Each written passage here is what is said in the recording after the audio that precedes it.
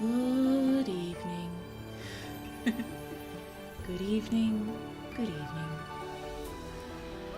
I am still Blue Moony, fantasy writer, and the shy magical library in human skin. Oh, goodness me. Does my background music sound louder than normal? I don't think it is. In any case, down we go. And here we are. Hello, everyone. Hello. Oh, Ashley Rowan, I have a confession to make. I've literally started Tumblr today, and the post where I share the story with you was my second post overall. Well done on the starting of Tumblr. Yes, I don't use it as much as I meant to when I started it. I suppose I will once I eventually start posting up all those short stories I've been writing on stream. Hopefully I'll be sharing more there, but congratulations on your Tumblr and your second post with your story.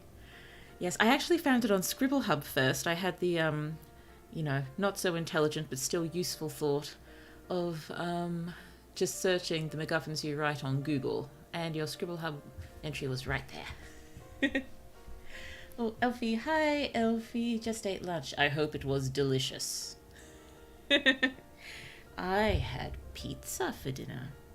It did not burn me, which is good.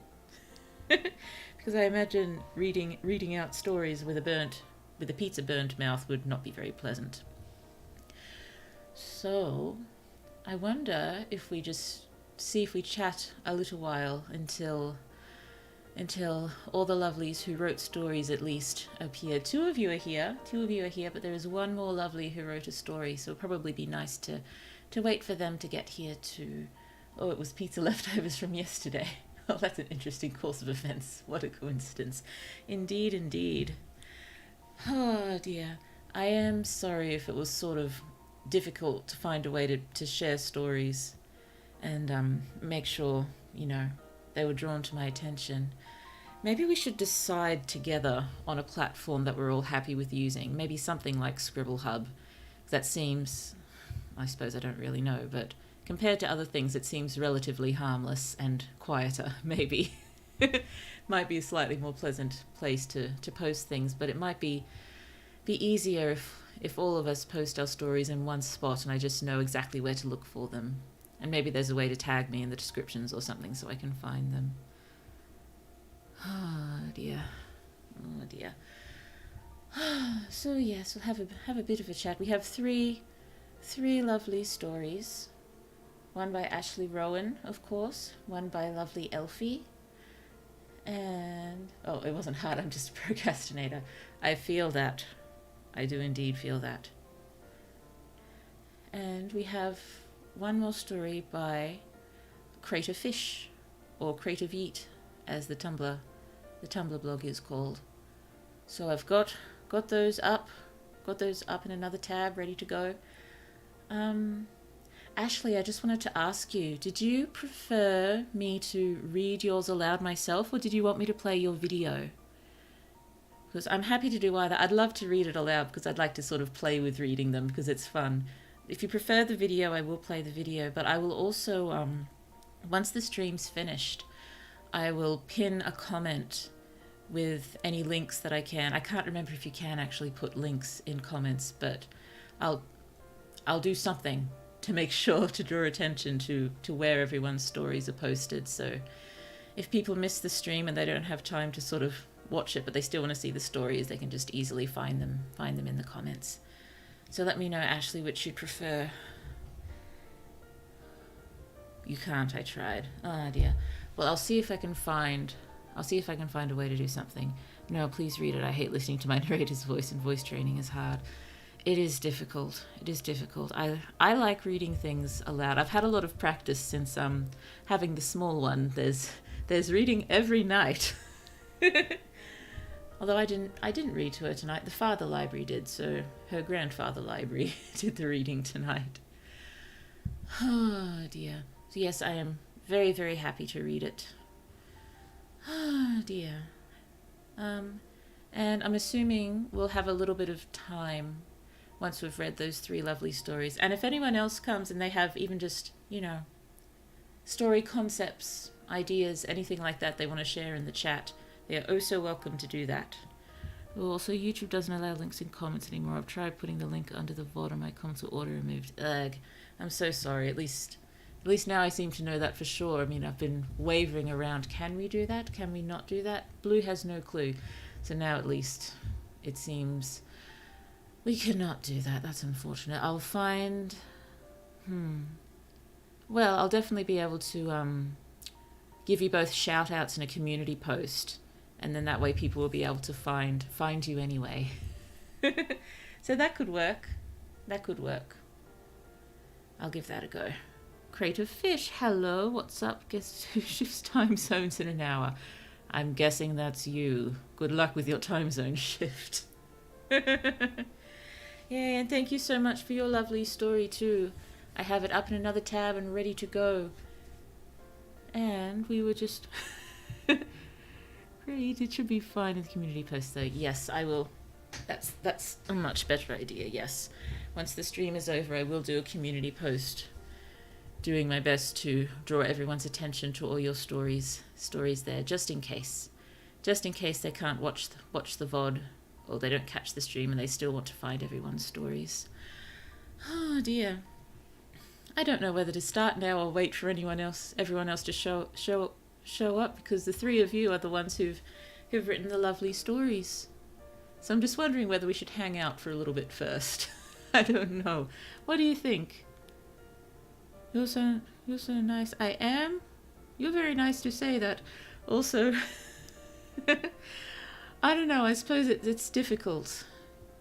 It's difficult to know. I mean, sometimes I wonder whether I am nice or whether I'm just putting on the nice act, Give it 15 minutes. I think that's a good idea. 15 minutes. And we'll read our wonderful stories. And then I am on a small time limit tonight. I definitely don't want to go past midnight. But if we have a fair bit of time left, I didn't manage to write a full story, but I've got ideas written down. And I was wondering whether to try to jot them down in a sort of script-like story after we've read all of your stories to yes, just with sort of stage directions and dialogue. It's just a ridiculous short little thing, but I thought it was fun. And yeah, if we do that, I'll eventually well, I'll either keep it as a script and post it eventually with the others, or I'll turn it into a proper short story at one point. But doing it script style, probably easier and less nerve-wracking for Blue to do in a hurry while streaming. Oh dear. I think I actually had the idea before we did the brainstorming stream, but it was easy to sort of incorporate the brainstorming stream, some aspects of it into that story. So yes, it worked out quite well. I should have tried harder to write it before this stream. I should have. I just, life, small ones, cleaning house, feeling ill. Many things sort of obstruct getting things done. Oh, I think I did mention on Thursday I managed to get a little bit done on my main magical project. Just tiny bit, but it did feel good. It did feel good. And I'm hopeful. I was feeling a bit better for a few days, but the illness has come back. Fun. No, I don't think it's as bad, at least, but, still debilitating enough that, sitting down and trying to actually focus on doing stuff is difficult. I managed to do it on stream because, I've got you guys and you're so wonderfully supportive, and it's sort of, in time motivation sort of thing. Be right back. Okay, see you soon. Goodness me, I really do need an avatar with hand tracking, because I talk with my hands so much. And I think you'd get a far better sense of the kind of person I am if you could see the way my arms flail around when I'm talking. You might have already guessed, given the number of times I tend to knock the microphone.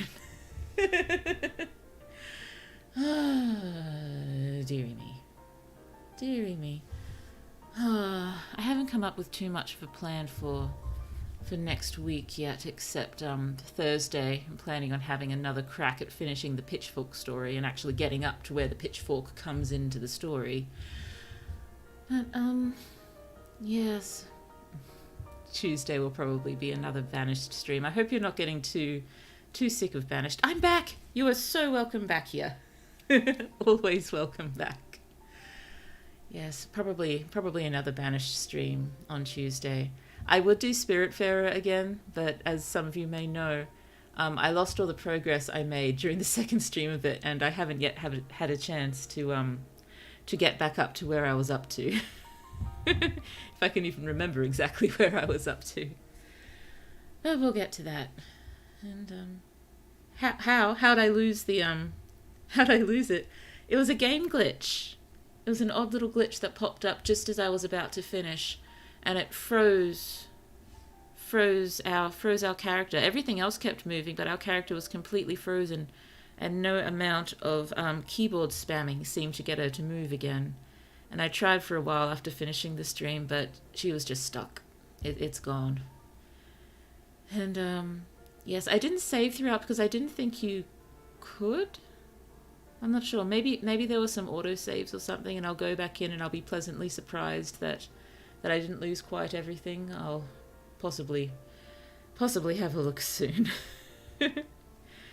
And I'm not sure about starting many new games at the moment, because I am planning to shift to just one stream a week very soon for various reasons. But there'd possibly still be, surprise random gaming streams here and there. But and yes, I suppose if there was ever a game I really, really wanted to play, maybe I'd try to do a couple of weeks with more fun streams to just try to get through the game. But we will see what transpires. It's yeah. What should we do next Saturday? Next Saturday is usually a writing stream of some sort, but we'll be doing some writing on Thursday. I wasn't sure about doing our next brainstorming stream just yet. I might wait until the beginning of next month and just try to keep it, maybe a brainstorming stream 1 month, and the next month we do a MacGuffins You Write reading stream. That may work. But I suppose it depends on how much people like the brainstorming and the story reading. If everyone really likes it, we can start doing more of it. And honestly, it's slightly easier on Blue doing the brainstorming and the reading streams. Well, the brainstorming one, I still need to think, but I don't need to sort of think in any particular order, so it's a little easier. Oh dear. Look, world building stream. Oh yes. I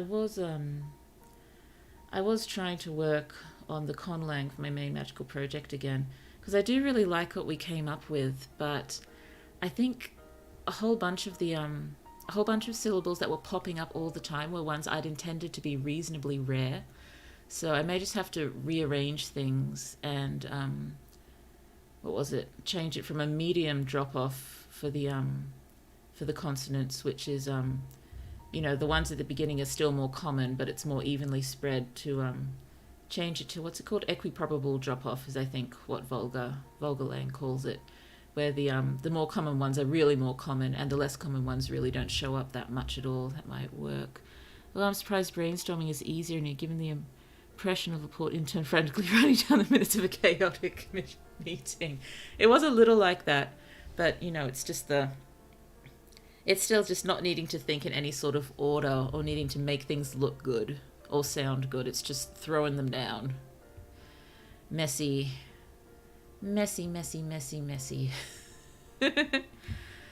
Oh dear. But no, it was... I'm pretty sure my head was hurting by the end of it, but, still less thought involved. And given, Blue is perfectionist, and that doesn't involve any perfectionism, it does not sort of make me feel like things have to be perfect or written well, which trying to write the short stories and such does. But what other kind of world building streams could I do? I mean, I'm interested in talking more about my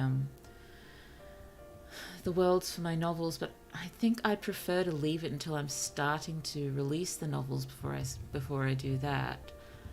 But I'll think about it. I'll think about it. It's I'm not sure I want to deeply go into many of my other worlds, which might be a bit more fun to talk about.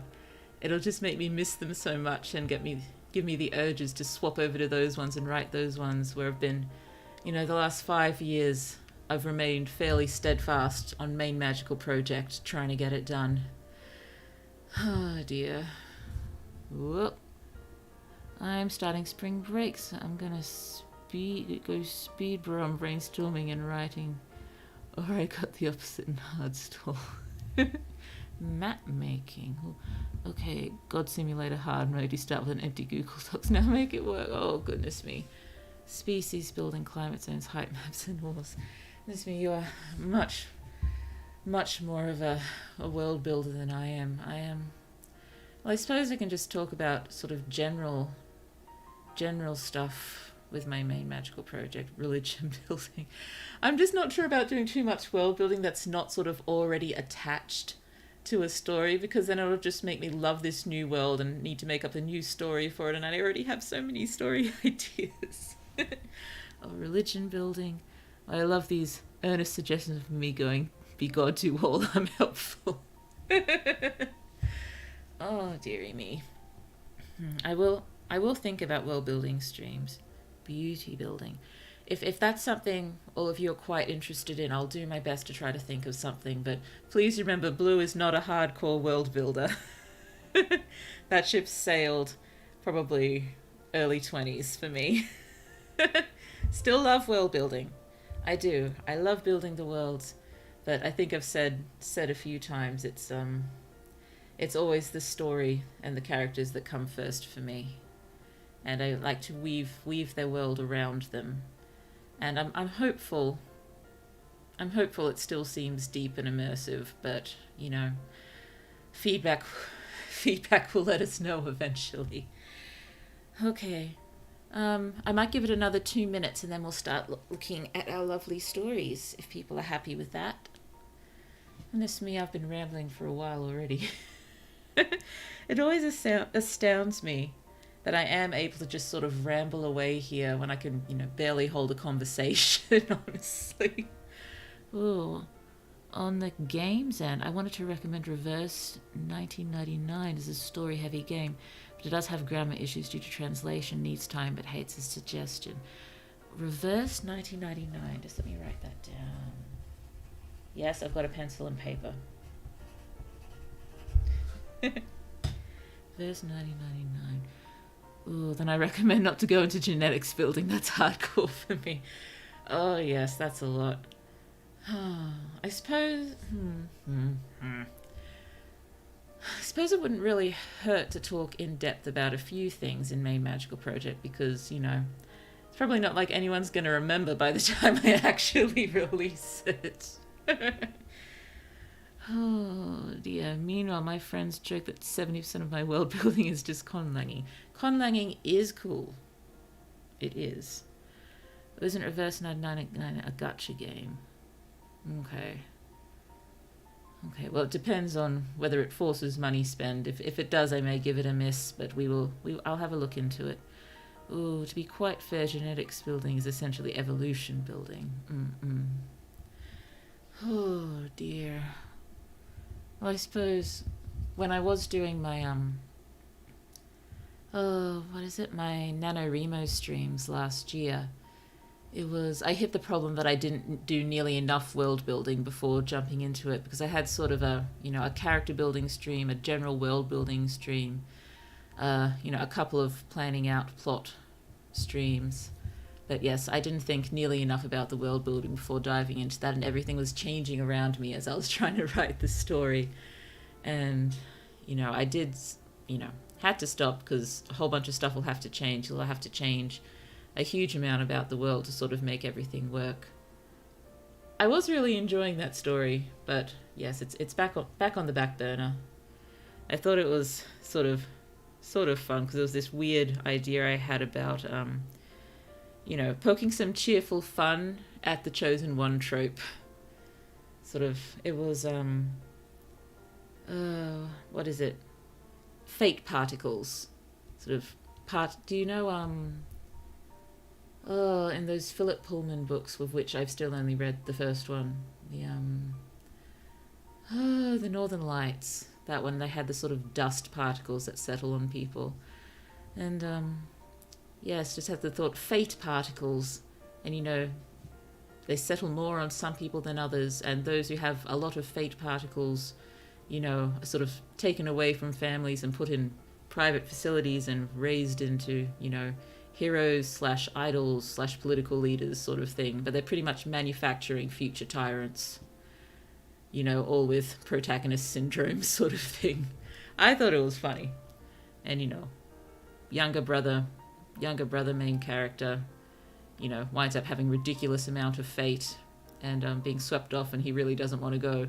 An older sister who would have really liked to do that not only has 0 fate, but her body seems to eat the fate of others. So yeah, that'll be fun when I get back to it. Oh, here we are. No, it doesn't. I haven't spent a penny, and I usually spend money here and there on gacha. Okay, I'll keep that in mind. What quantum entanglement? Oh, never mind. His Dark something. Materials. Yes, the His Dark Materials series. So, yes, Northern Lights is, I think, the name of the first one. Yes, I did read that quite a while ago. I never got around to the others. I was enjoying the television show, the more recent one. I haven't seen the 3rd season of it yet, but, I just keep hearing bits and pieces of so many authors how actually, not great people. And I think he was one of them, but yes, look things up and do your own research before believing anything Blue says. Again, I don't like, is the term casting aspersions when I do not know things for sure, but I think that's why I didn't go on and read any more of it.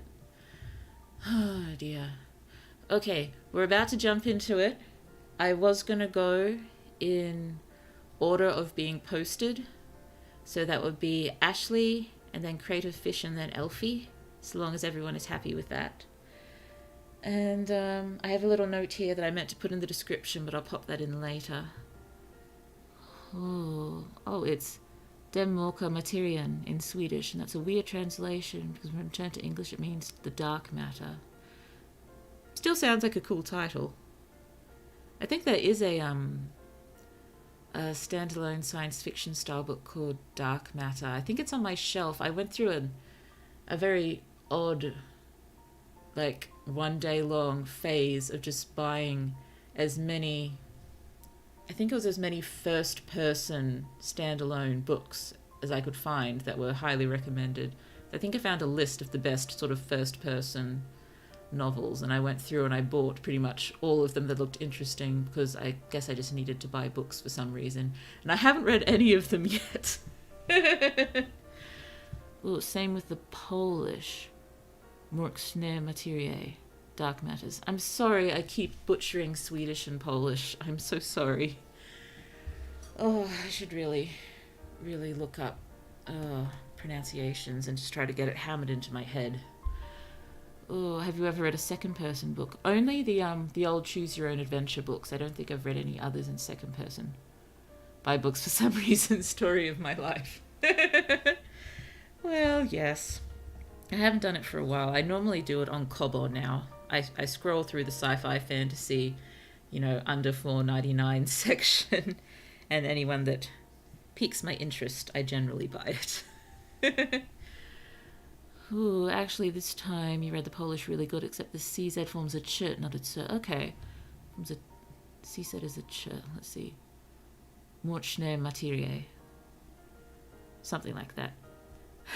Hello, Mickey. Lovely to see you.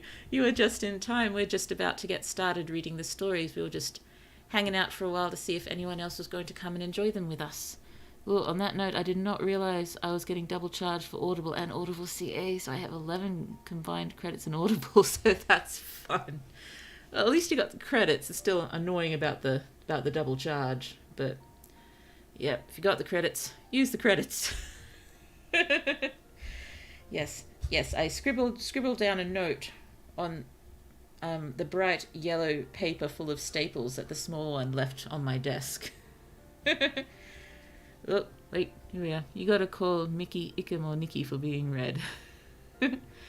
Oh, no problem. Swedish has mind-boggling spending for the XIPA and the SH also. And then we got the vowels. It's the vowels. Vowels. Vowels will end me. I was working on Vogelang the other week, working on another conlang, the one I'm trying to revamp for my story cycle, because I really want to start sharing it, but I really need to revamp the language first. But everything I get just makes me feel twitchy and awful because I'm so used to the really close to Japanese sounding one. But for my main magical project, it's really quite close to Japanese, and I don't want to change that one either, so I'm a little bit stuck. Oh dear, but it was the vowels that were doing me in, trying to fix it up, because I thought, I'll keep a bunch of the consonants I like, but I'll try to go for some different sort of vowels, just to spice things up. But they're just, doing my head in. I can't do it. Oh, it's better English. I've started learning Swedish for uni, and I think I should learn how to read each word separately. Even French books look easier to me. Try Chinese influence. Maybe. I think, yeah, I can have a look at that. I did get a little bit of influence from Mandarin for the language for my main magical project. I sort of, oh dear. Yes, I took the, because what are the endings in Mandarin? It's an n ending, the ing ending, and the ending, I think. And I already had the n ending. I just nabbed the ing one as well. And, I threw a bunch of my other random ones in. And I think a lot of the random ones I threw in, I'll have to make reasonably rare syllables. Otherwise, it just makes the language a little weird. Okay, the note I took. Which I will do my best to remember to add to the description at the end when we're finished, is, I hope it goes without saying, but we only want positivity in chat when we're reading everyone's stories. It can be really, really tough to share our creative works. It takes a lot of courage. And this is not a forum for criticism, even constructive criticism. We are here to celebrate each other's creative efforts and achievements, and that is all. So, okay? No nastiness. I'm sure there wouldn't be, but I still feel it's best to say it just in case. You didn't grab my favorite ending. I'm sorry. I am using an ending in a different language in my main magical project. In fact, the language of the alien invaders, which we don't see very much of the language, but we do get a lot of the names, so it pops up a fair amount there. Oh yay! Like the name of the first monster, first alien monster is Kurazur, which I think is awesome, and those who are astute may notice, not all of them, but a few. Oh dear, probably won't even notice it anymore. I must have mucked with them too much. But in the original fic version, all of the alien names were taken from combining Japanese words which described the monster they become in some form. So I can't even remember what most of them are now, but someone who noticed this with the original fic version started going through the monster names trying to find out where I'd pulled all their names from. But I think I only actually kept a few of them. That's a bit sad. Maybe just for fun one time I can do once the stories are out, I can do a stream. We can compare the original monsters' names with the new ones. Just for fun. Hell yeah. Oh, Swedish has long and short vowels. It isn't the same phoneme, and the additional vowels of all of these ones, don't try to pronounce them. I will not. Okay, shall we get started? So, oh yes, just double checking, you're all happy for me to pop up on screen the your written stories, so we can sort of read along? You're happy for me to do that? I hope so. I have set it up to do that, but if you don't want it up there and you prefer me to just read it without the writing being there. Now I'm done talking about my mother tongue. Yes, yeah, sure. Affirm over here. Thank you so much. Thank you so much.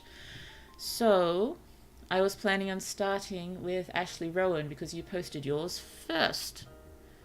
So, let's see if I can click the right things to bring it up. I did do my best to organize my Prism software. Oh, I have the power to see into the future. I predict that you will read stories that your viewers have written. Oh my goodness, how did you do that? How can this be? You are a prescient being. I just don't know. I don't know how. I did how. That's crazy, Mika. What an insane guess that would never come true. Okay, let's hope when I click this button this works. It worked! Hooray. So, Ashley Rowan posted their story originally on Scribble Hub, so I made an account, which I had been meaning to do for a while, to make sure I can like it once I've read it out for you. It's, oh yes. So yes, I was the one saying it, but some of you are here wondering whether we should try to make Scribble Hub our home or something, and we can make accounts there and share our writing there. And there may be a way to link me in the synopsis or something so I can find your things easily. But we can talk about that more later. Just yes, Scribble Hub seems, mostly harmless, I'm hoping. Oh dear, I have the same ability, trust me. I couldn't even write for a long time after regenerating after a surgery. Oh goodness me. I hope you're fully recovered now. That can be tough. I mean, yeah. Oh goodness me. I don't know how long it was after. Yeah, a couple of years ago I had a major surgery planned, but still a major surgery, and I just felt awful for so long afterwards. Oh, dearie me. So, this lovely story is called Vapors of Wealth. And it has a lovely cover here as well, which is pretty dang cool. Okay, the synopsis. Joseph S. always wanted to show rich people how their fortune can crumble. He decides it's the perfect moment after obtaining powers to control gases. So written for Blue Moonies, MacGuffins you write in February and March of 2024. That's sweet of you to pop that there. It's like archiving it in real time sort of thing. Cover art by Laureus on Reddit. That is wonderful. Okay, let us have a look. Vapors of Wealth. Here we are. Yeah, the name is so cool. It is a very cool title. Vapors of Wealth. Oh, dearie me. Here we go. Let me know if I'm scrolling too fast or anything, or if I get too far ahead or something along those lines. Here we go. One day, there was an accident in Joseph S.'s laboratory, and he noticed the whole room filled with a brown vapor and a pungent smell. Joseph crawled to a window and opened it so the vapor could float out. When the air in the room became more clear, he looked around to find the contamination source. On the desks there were many broken vials, but one stood out. One that used to be filled with a red liquid known as bromine. Vapors of Wealth is a pretty cool title. It is indeed. I think it's great. Joseph's life flashed before his eyes. He knew that if in fact he inhaled bromine vapor, then he was done for. In a moment of panic, he started coughing, as if he wanted to clear his lungs of this murderous substance. And, to his surprise, he did. With each cough, a small portion of the vapor left his mouth and flew out the window. Soon, Joseph's lungs were free of bromine and he could freely breathe again. Thank you all. It is deserved praise. It's a wonderful title. It's a great story so far. Well, so far, I'm sure the entire thing is great, but we have only gotten a little way through. Let's keep going. He then noticed there was more vapor gathering in the corner of the room. Joseph ran from the window and waved his hand as if he wanted to direct the vapor to fly out. And it somehow formed a narrow stream and left the room. What is going on? Joseph asked himself. Whoop, too far. He tried to analyze everything that happened. Somehow, every time he wanted the vapor to move, it did move. Was Joseph S. suddenly able to control the matter with will alone? Joseph pointed at the broken bromine vial and tried to move it up. But it wouldn't move an inch. So maybe the object had to be very light? He once again pointed at the vial and tried moving the bromine leftovers. Again, not even an inch. But Joseph clearly saw the vapor responding to his commands. So maybe it had to be gas? Joseph glanced around his laboratory. He found many gas cylinders to be broken from the accident.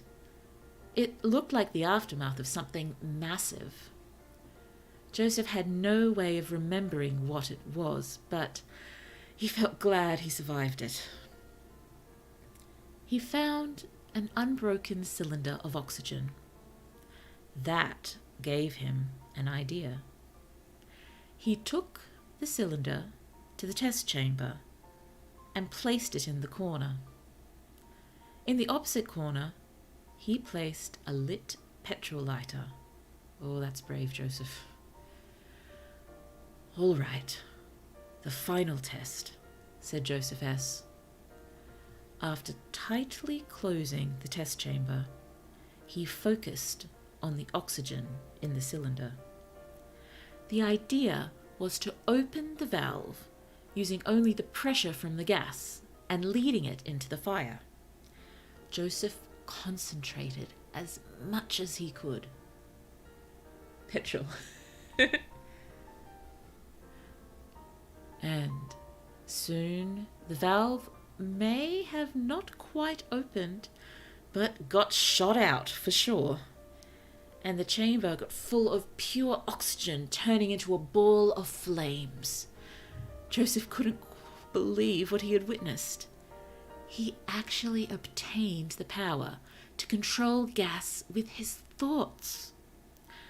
At first, he didn't know what to think of that.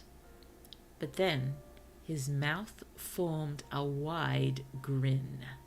He knew exactly how to use his new abilities. Ooh, fireball. All stories can be improved by fireballs. I know that from personal experience. Because, you see, Joseph S. has had something wicked on his mind for a long, long time. Ooh, we love a good anti-hero. Joseph's hometown, Geneva, is a beautiful-looking city characterized by its cosmopolitan population and a huddle of high-class banks used by millionaires. Every day, millions of francs change their owners in a complicated system combining informatics and economics.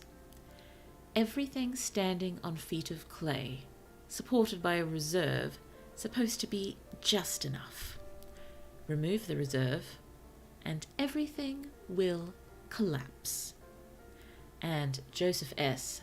really wanted the system to collapse. Oh, they teach British English in Polish schools, so I adopted it for writing, hence petrol. Oh no, petrol is far more natural for me as well. Oh, let's roll 66 real quick. No, not the word use, just the bravery of using volatile gas. My man's crazy. Yes, it was a very bold move of Joseph S. to put petrol in there. Oh, where are we? Here we are. He had to admit he hated millionaires. He wished to ask them a simple question. What makes you deserve your wealth? He did not believe they actually worked for their status. He did not believe using others' work and luck to be ways to make yourself worthy. And he wanted to communicate that. Of course, he believed there were those who genuinely worked for their treasures, but in his mind, they were a minority, not even deserving of calling them vocal. Joseph only cared about the unfair majority and their hubris. Such a good word, hubris. The plan was simple on paper. Break into the bank, steal the reserve, get out, and repeat until emptying all the banks in the city. Of course, it had to be difficult given all the security measures in the banks.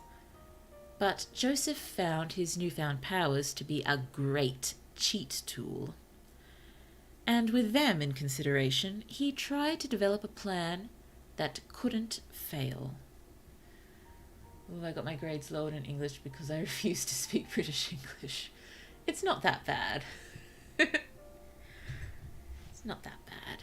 But yes, if American English is the one you learned and the one you speak and the one you read, I imagine it'd be very frustrating to try to make yourself swap over into the British one.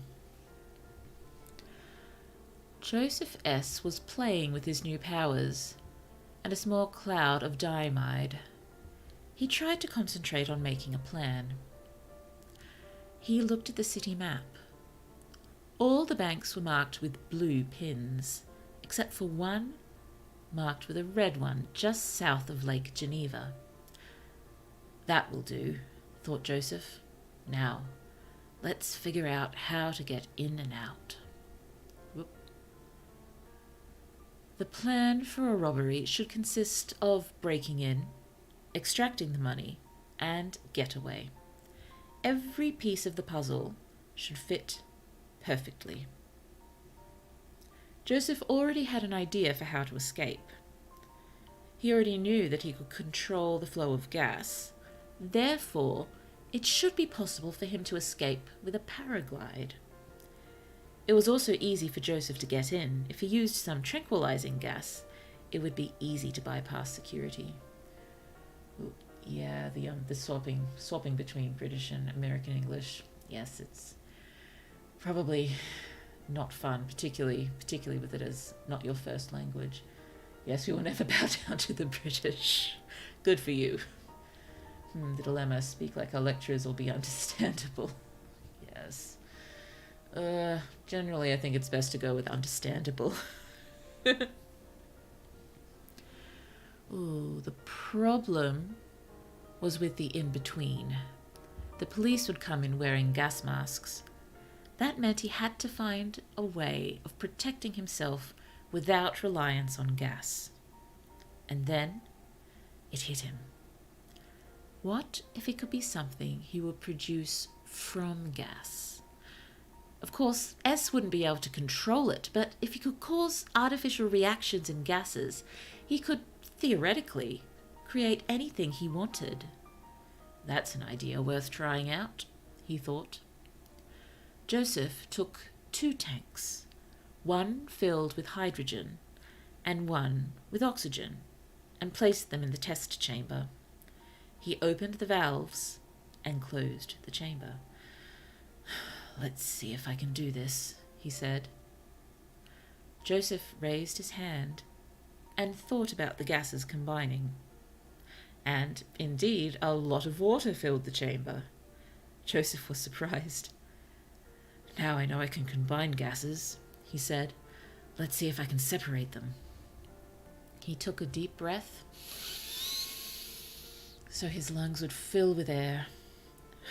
While breathing out, he tried to pull the carbon out of the air, leaving his mouth. On his hand, there appeared a small lump of the black non-metal. "Now this is interesting," said Joseph, "and I think I know how I could use that. Well, it's time to train. Got to prepare for your heist." Oh, I love the chemistry vibes. Indeed. Indeed. Then came the time of the heist. Joseph S., dressed in a white coat over a black skin-tight costume, heavy boots and a balaclava, walked into the bank with a fire extinguisher and a metal-cutting torch. He was waiting a long time for this moment. He could finally expose the hubris of the rich. He walked into the bank, and every person inside froze. They were waiting for him to announce this was a robbery. They all knew it instinctively. Joseph stayed silent. He felt too proud to make such an announcement. Instead, he simply dropped 2 vials on the floor. People in the bank started panicking and trying to run away, but one after one they collapsed. The vials broken by Joseph were filled with chloroform, and he was pushing it into their lungs. One of the clerks managed to hit the alarm button before she succumbed. Joseph noticed this, but did not actually care. He was sure he could cross every obstacle using his vast arsenal of gases. In fact, he was excited about a challenge. Ooh. Hours of quarantine watching Noah Red finally paying off. Oh shit, live Foley work, let's go. Yeah, I should probably try to get an array of sound effects sort of ready to go for things like this, shouldn't I? Just start building them up. And I don't have any sort of sound effects deck, but maybe it'll be worth investing one time. I do have a sound effects channel in my audio mixer, but I haven't played with it much yet. Here we are. After everybody fell, Joseph collected the not yet absorbed chloroform and went to the storage area. Soon, a bunch of guards stood in his way and ordered him to freeze. Joseph simply pushed the leftover chloroform into them. They all simply fell down like the people in the lobby. Joseph left them there and searched for the reserve safe. And there it was. The safe was inviting Joseph to break through its shining door. His goal was just a few steps away. He started blasting the door with the torch. The process was slow, but Joseph felt he had to finish it. He came too far to give up. "Freeze!" he heard behind him. In the corner of his eye, he saw some police officers. It was time for a little surprise he was training for a long time. He removed the safety pin from the fire extinguisher and shot around himself. It released a stream of carbon dioxide. Joseph carefully moved its particles so they would form very thin layers. Then he began pulling the oxygen out of them, leaving carbon to form domes. Graphene. Atom-thin sheets of carbon, one of the strongest materials known to mankind. And Joseph made multiple sheets that could successfully keep the police busy for a long time. Joseph S. allowed himself to laugh. He knew nothing could stop him this time. Ruining the lives of greedy people was getting closer and closer. Joseph returned to cutting the safe door. He managed to cut out an arc of 10 degrees, 20 degrees, 30, 40. Suddenly, the torch started flickering, off and on, off and on. Joseph dropped the torch. He noticed his hands twitching with increasing frequency, and the twitching was spreading. The first thing the anti-terrorist team encountered after tearing through the graphene domes was a gust of air escaping it. And then they found unconscious Joseph S. in critical condition. The man who wanted to make people aware of their hubris fell because of his own hubris. Joseph was so sure he had the perfect plan that he forgot to take oxygen poisoning into consideration. But wasn't it for the best? Even if he managed to crumble the stability of the rich, it would be the lower classes who would suffer the most.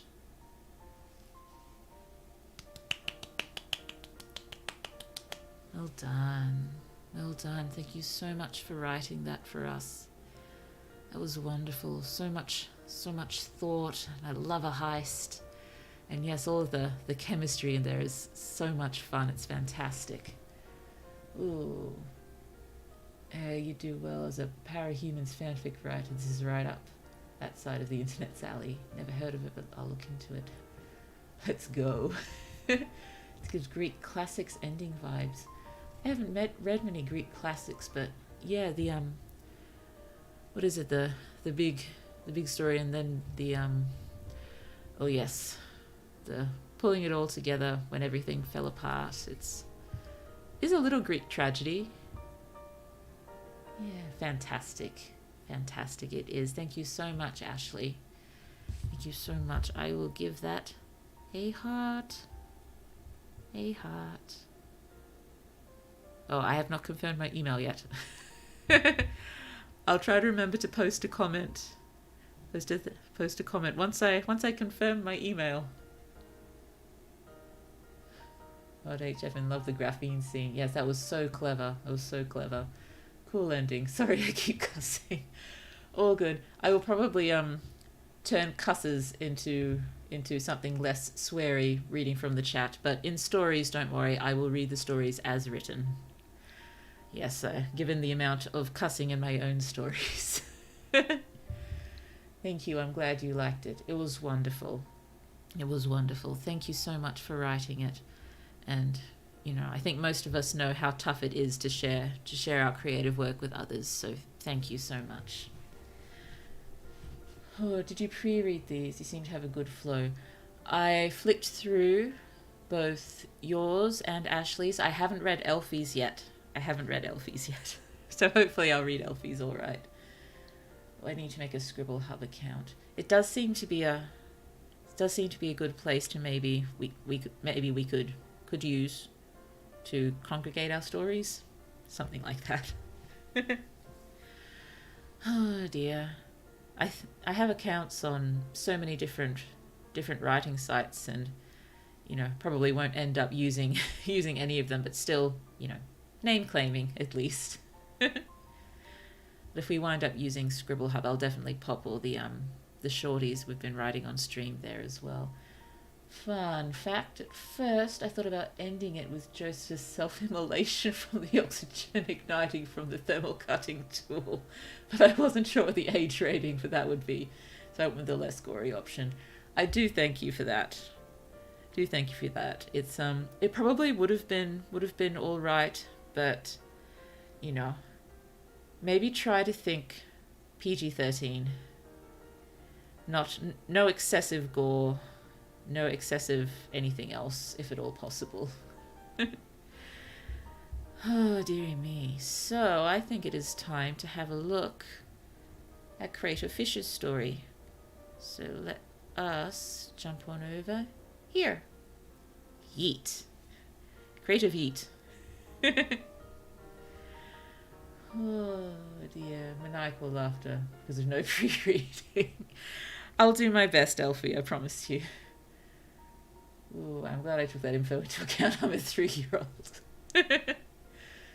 Ooh, keeping age rating consistent is something I really struggle with. It is difficult. I've run into some trouble with that with my main magical project because for the longest time I kept swapping between should this be an adult story or should it be a young adult story? I just don't know. Yes, we've landed on adult, but with young adult vibes. So hopefully that'll be good. I'm an adult who generally prefers to read young adult books, so hopefully my main magical project is for people along those lines, such as myself. Oh, ew, who's created Fish's weird name? Oh, dearie me. I'm just going to grab a quick drink of water, sorry. Goodness me, I do ramble. Going for an hour already and we've only read one story. I know we didn't start straight away, but still. Well, I just write that my mum gives me an age rating. Mums are good for that. They have experience in deciding what is appropriate to show younger people. Hydrate. Indeed, indeed. Okay. Okay. I will do my best to read it well. I hope I will do you justice. It fucking Wimdy. Another good title. Lines cut into her cheeks before she even lands. Her upper back bounces on the ground. Air explodes out through her mouth and puffs out of her eyes, pulling tears after it. Pain shoots up from her back and stabs into her head. She skids to a stop in the mud. I know the best Latin word. Long dramatic pause, it's fucking windy. Indeed. No air. No air. Arte. Do you prefer it pronounced art or arte? Arte. Arte. I might go with arte for now, unless you really hate that. Let me know. Arte swipes at the wind to bring oxygen inside her lungs. Or, at least, she tries to. Arte is good, thank you. Her arms do not move.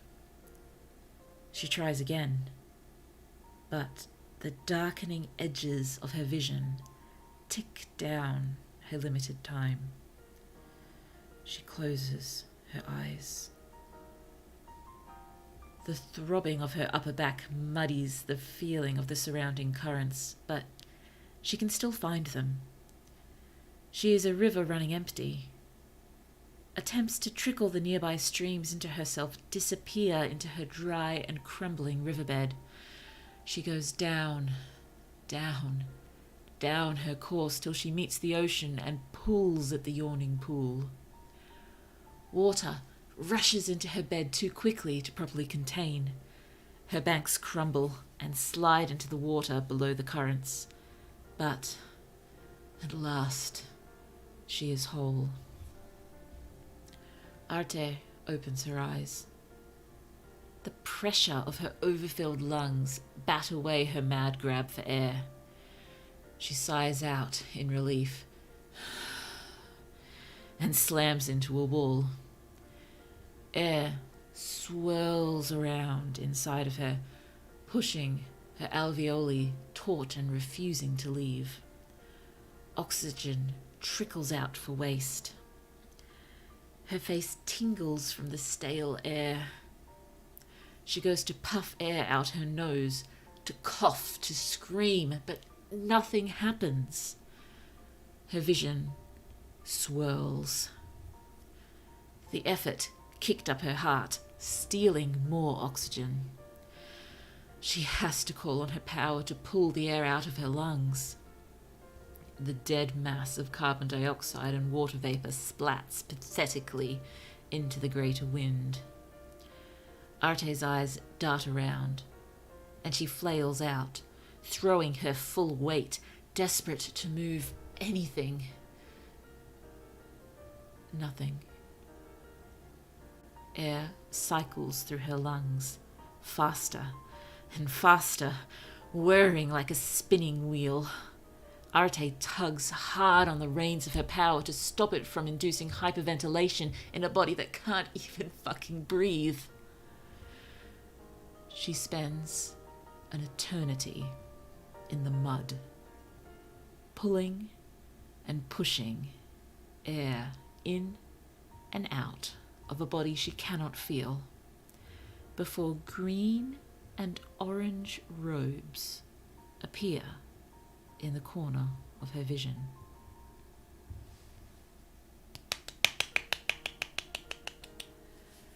Well done. Thank you so much for sharing that with us. It's really cool and abstract. And, you know, finishing on this sort of quiet cliffhanger. It's like, what is going to happen now? What are these green and orange robes? Ooh, open ending. Yes, open endings are super cool. But, you know, what happens? No, that is super cool abstract writing there. I'm honoured by your reading. Lovely.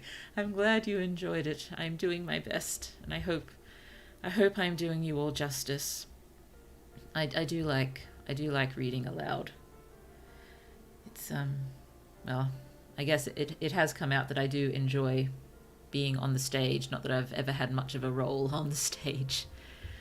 Extras only, except that one time I played an old man main character when I was maybe 12 years old. That was interesting. It was very interesting. I did enjoy. Well, funnily enough, this was supposed to be in the middle of a greater scene, but I scrapped those bookends to focus on the body injury stuff. Somehow that sounds like you. But it was wonderful. Thank you so much. Oh dear. Hydration.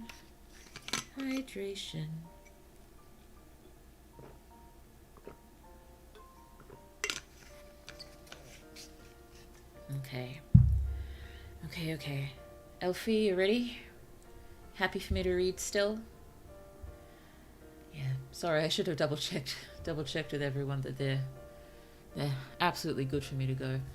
All stories have a great ending, then we get to me who doesn't even have an ending. You do have an ending, it's just not written yet. You can tell us about it. You can tell us about it in chat. Oh, now I would like to see the whole piece, yes. How did a crate of fish write this? That shouldn't be possible. It's a very talented crate of fish. With a hive mind crate of fish. The whole piece is not as well edited, but I can post it to this same secondary blog later. If you're happy to do that, that would be lovely. If you're happy to. And again, I'm planning to make a community post with links to all of these later. We have many brains in here, yes, so we make it work. Clearly you do make it work. Oh, excuse me, sorry. Okay, let's go over to Elfie, and this was written as a community post. So, let's jump right in. Falsehood of a Scholar. Another very good title. They've all got good titles. Titles are hard, aren't they? A story for MacGuffins, you write. Okay. According to legend, the great telekinete Bay was the most powerful telekinete and the greatest scholar of reason. His name was known far and wide throughout Tambi. No other scholar had ever reached his level of power. He was so powerful, he could move sand dunes, the tides, and the sun itself. The stories he created about him, his friends, and his adventures were legendary. But no one knew for sure what truly happened.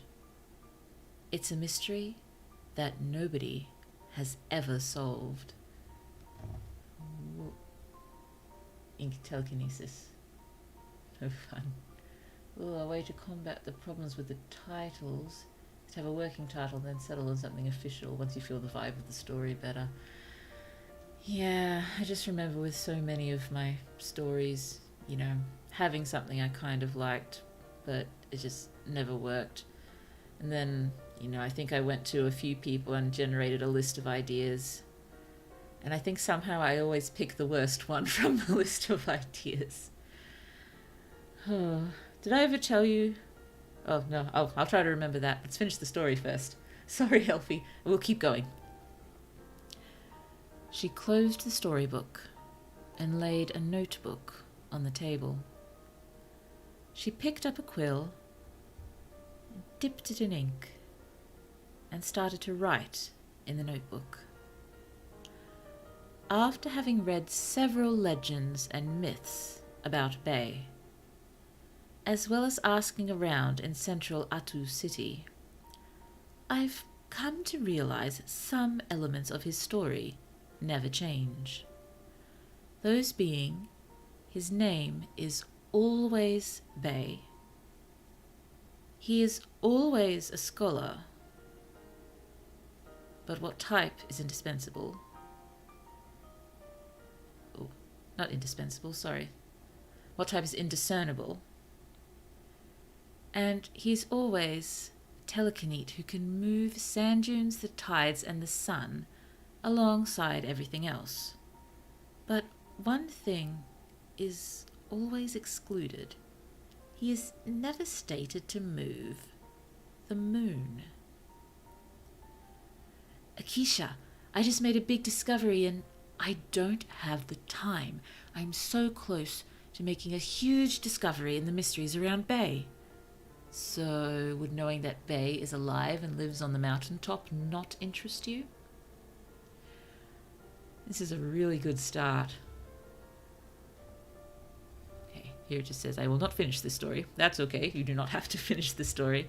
Here's an idea I had for the rest of the story. Akishi would struggle to get to Bay, and in the end she learns that Bay had faked his great telekinetic abilities because he could only control gases. Oh, Bay.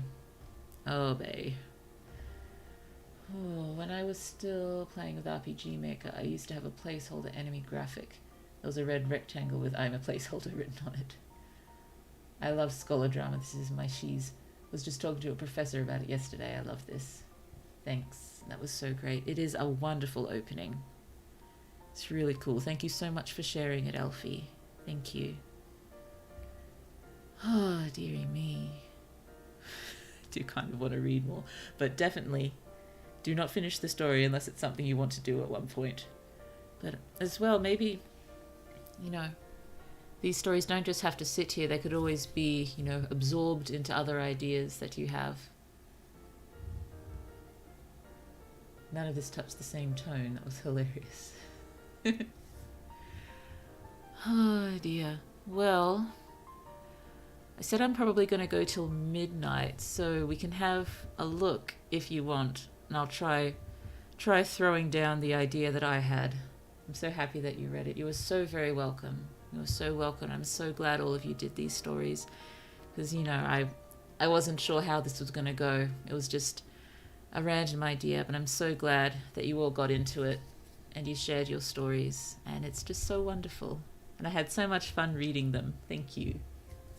Thank you. It's, yes, we should probably discuss a bit more before we do the next brainstorming stream, sort of, any guidelines or places we think we should post or anything along those lines. Oh, speaking of absorbed into other ideas, Arte is actually an export from my main novel idea with a changed name. I used it as a character study writing piece.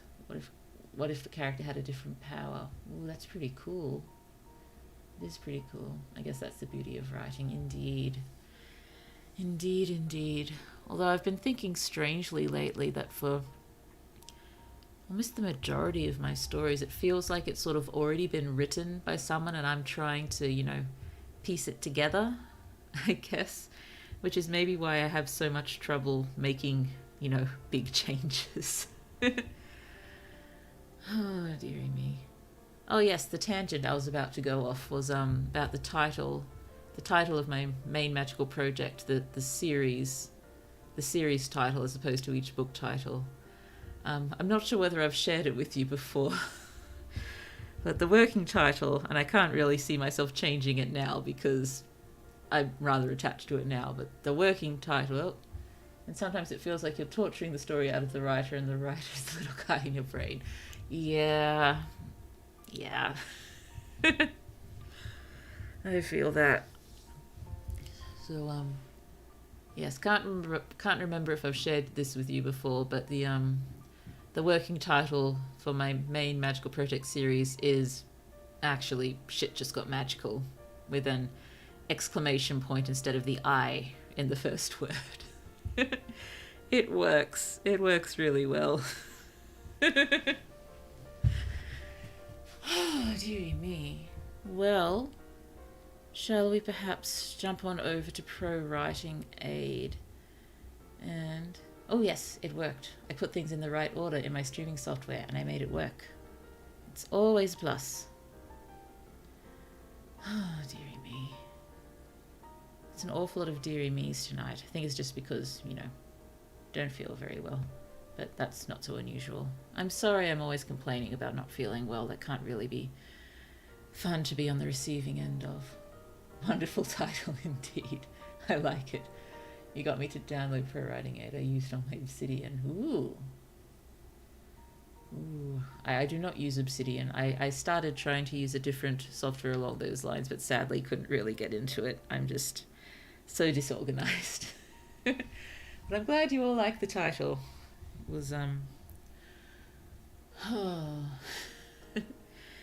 it just works. It works so well for this story, and hopefully when you eventually start reading the story, you will see exactly how well it works.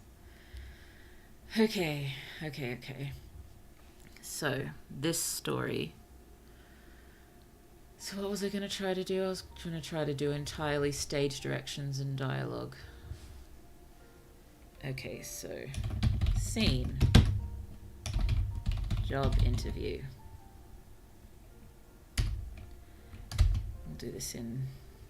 We'll do stage directions in the asterisks.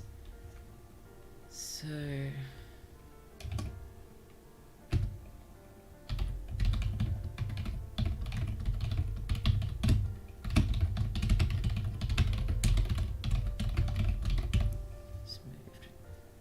shifted.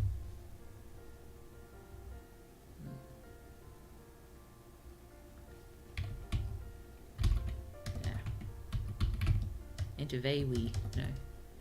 Interviewee. Seemingly of its own accord. The interviewee is perplexed and then frightened. No, please no, my greatest nightmare interviews. I'm sorry. Yeah. These stage direction sort of things, they'll be pretty bad, not well written. I haven't decided yet whether I'll turn this into a proper shorty story or whether I'll just post it in this form, but I'd probably try to turn it into a proper story on my own time. This is just getting the general stuff and the dialogue out.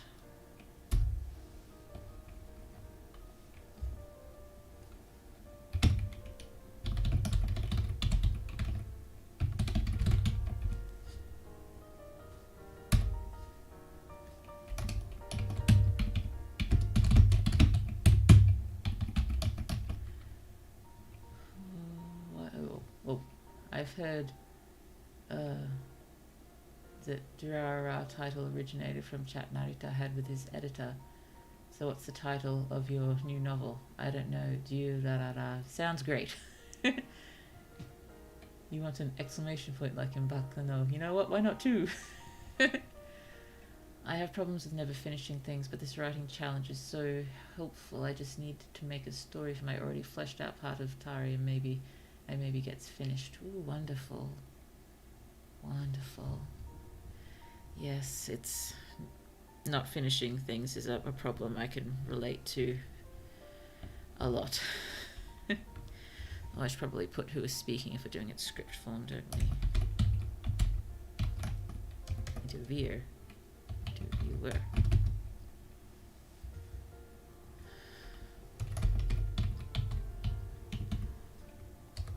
Oh wait, no, we'd put how it's said here, wouldn't we? I don't know much about script writing at all. I'm just doing what seems to make sense. Great to hear. Indeed, indeed it is. I'm glad you think you're able to get to a finished point sometime soon. It's wonderful. Interviewee.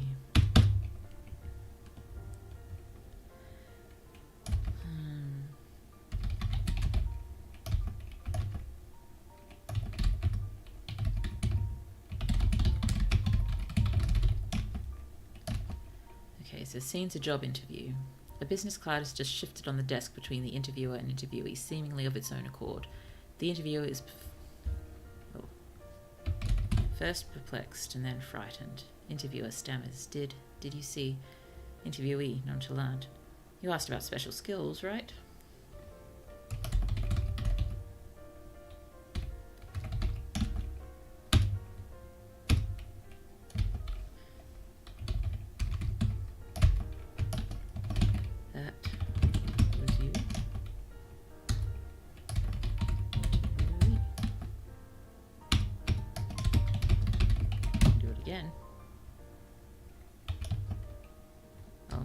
Should I do it again?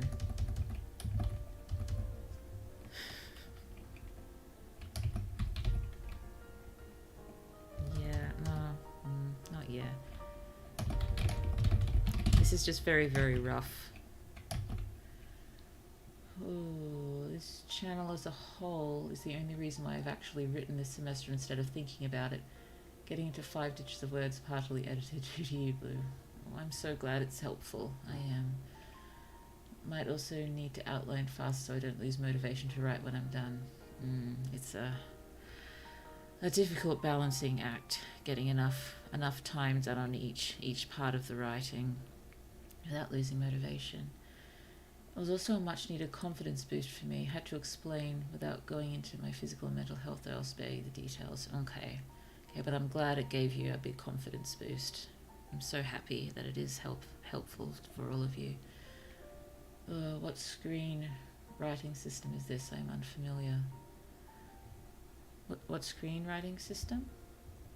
Do you mean? I've just got Pro Writing Aid open in it's the desktop version. Is that what you mean? Sorry. Or am I missing something? I'm probably missing something. Blue is usually missing something.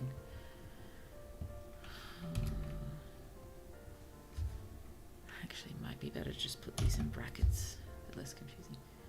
Your script format. It's no proper format. It's just me making it up as I go, honestly. I don't know much about script writing. I never studied it.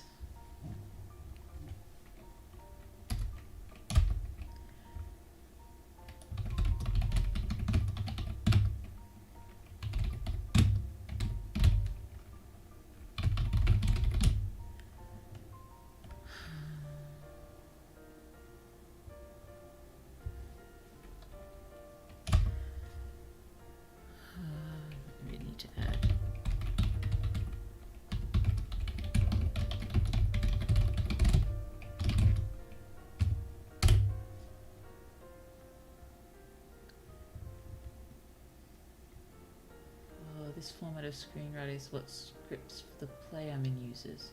Ooh, well, I'm glad I'm not completely making it up then.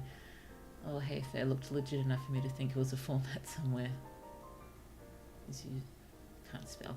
That's fine. That's fine. Plenty of people can't spell in their first languages, let alone their second or third or further.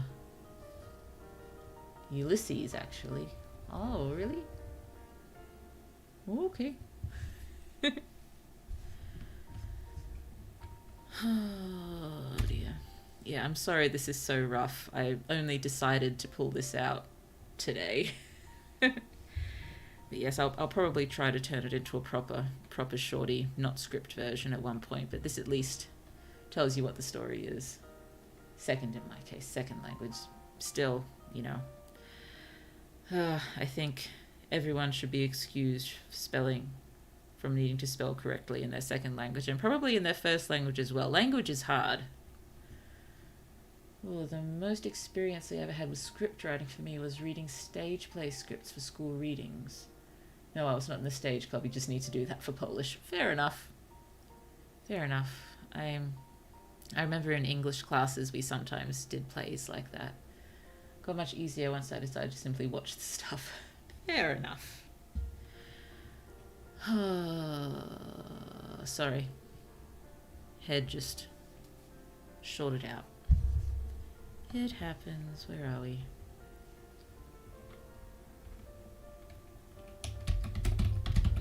Interviewer.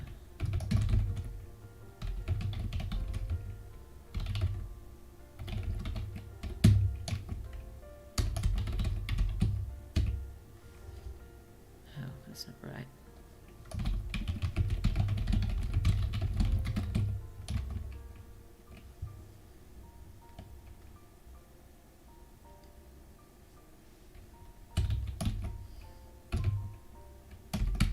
No. Kind of want the interviewee to be sort of very bland and short and dry and sort of disinterested in his own powers because he's that used to it. Ooh, English is technically my third language that I started to learn.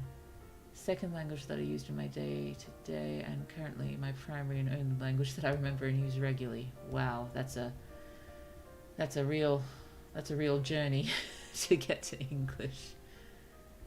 Ooh, Fredera's Revenge was really funny. It's a Polish play. Fredera's Revenge. It's not one that I know. Oh, interviewee. Interviewer. Confused. Then what? How did... why am I doing... It's on the script, you don't need the speech marks, do you? Here we go. Oh, sometimes I slip into what I will now affectionately call blueisms when I'm writing, especially if it's getting torturous, and that somehow helps me to push through it. Oh, I must say, the character I'm playing is so fun to play, but also sad.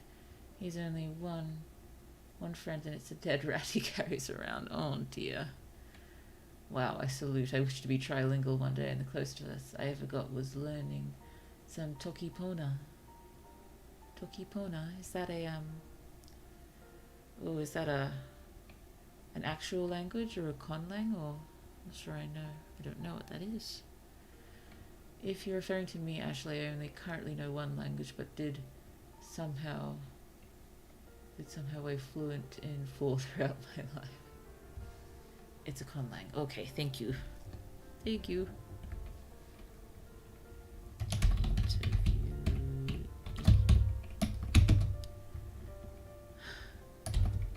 I didn't move the card. I moved the air around the card.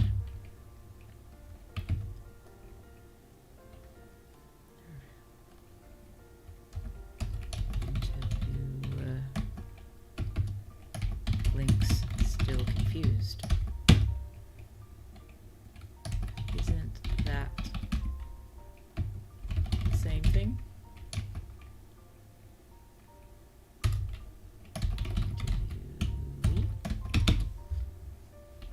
No. As if the answer is obvious. No.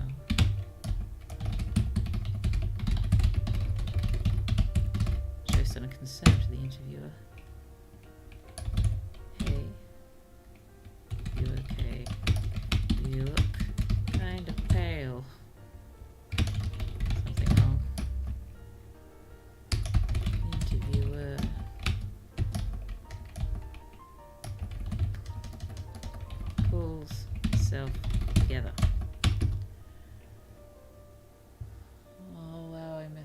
English sentence talking about how I'm fluent in English. Go me. Yes, Frederick was a Pole Revenge is a comedy about two nobility families arguing about a wall between their mansions.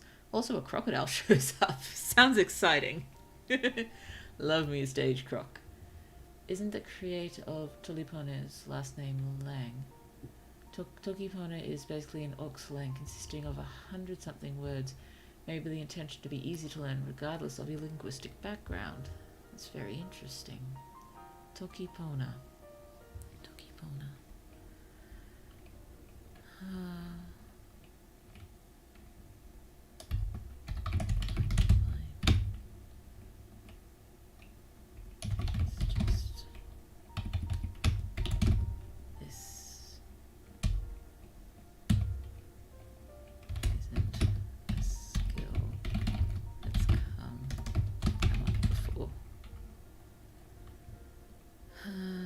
I'll think of a better way to phrase that, but something along those lines.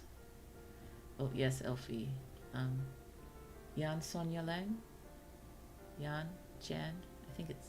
Would that be Jan? Elfie, yeah, I knew it. Yeah, I'll definitely, improve everything if when I turn it into a proper shorty. This is just getting the ideas down.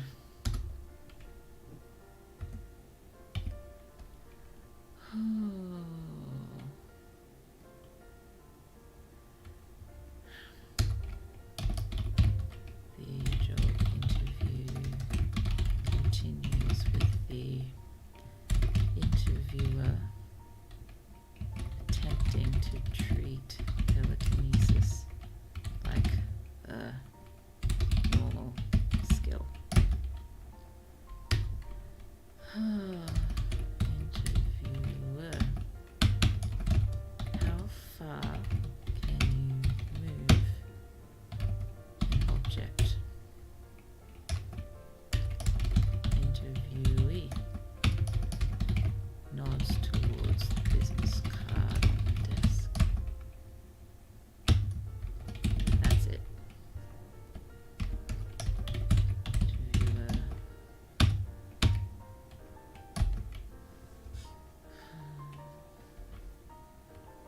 What's the term I'm looking for? Sort of like stunned, but not sort of overwhelmed with it. Maybe just go with confused again. Oh, I love how she made the language partially to test the Sapir-Whorf hypothesis, but is fine with proving the opposite in speakers creating slangs and dialects. Oh, goodness me, I'm not sure whether I should try to pronounce that. Ki jetsesan takalu. Raccoon. My favourite TP word. I love that there's only so many words in this language, but raccoon is included amongst them.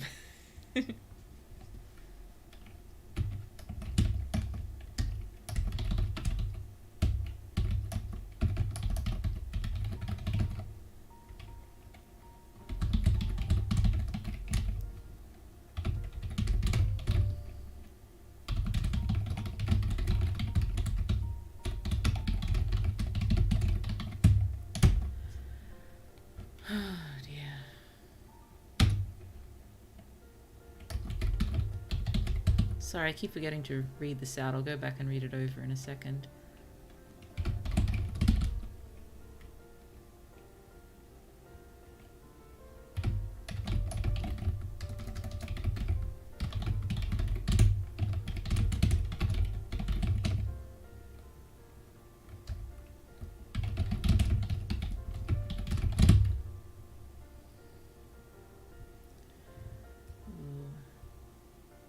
Who needs to have Sapir-Whorf explained. I'm not sure what it is. No, if you'd like to explain, Ashley, you can. But if you don't, people who are interested can look it up. It sounds like it may be complicated. Oh, so let's just. I'll read through what we have so far. Oh dear. A business card is just shifted on the desk between the interviewer and interviewee, seemingly of its own accord. The interviewer is first perplexed and then frightened. Interviewer stammers. Did you see? Interviewee nonchalant. You asked about special skills, right? Interviewer stunned. That was you? Interviewee. Should I do it again? The interviewee pulls a face of concentration and the business card shifts again very slightly. Interviewer. So you actually moved that card? Interviewee. No. Interviewer confused. Then what? How did... Interviewee. I didn't move the card. I moved the air around the card. Interviewer blinks, still confused. Isn't that the same thing? Interviewee, as if the answer is obvious. No. Show sudden concern for the interviewer. Hey, you okay? You look kind of pale. Something wrong? Interviewer pulls self together. No, I'm fine.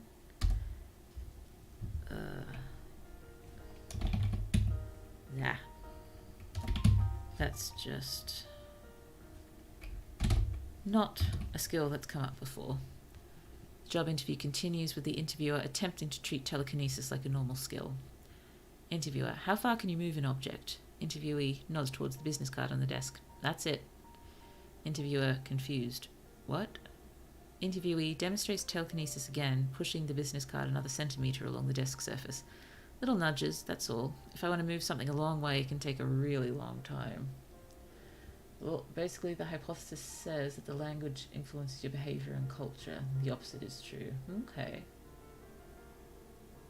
Yeah, I think it seems in my head to make more sense that the opposite is true. Oh dear.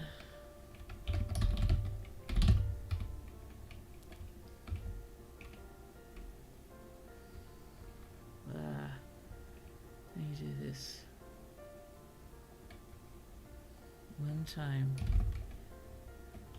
I sneaked my buddy's phone number into a cutie bartender's pocket. Longest 9 hours of my life.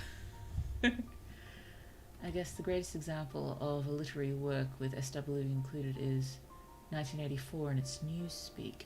I did read 1984, but it was a really long time ago. I don't remember it very well. Except I do remember the bit with the rats, so I may not be reading it again.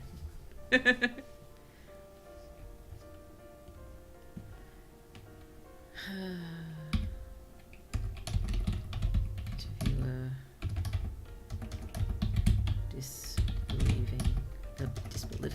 Disbelieving. 9 hours. Interviewee.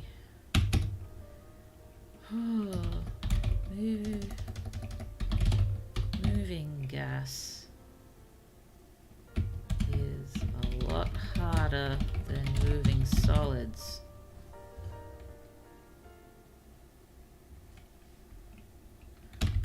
Takes a lot more concentration. Okay. With mingled pride and defensiveness, maybe. Rats, yes, room 101. Yeah, that bit stuck with me. Let's not go into detail. It's unpleasant.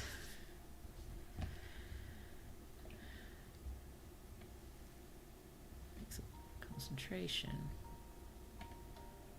No, solids.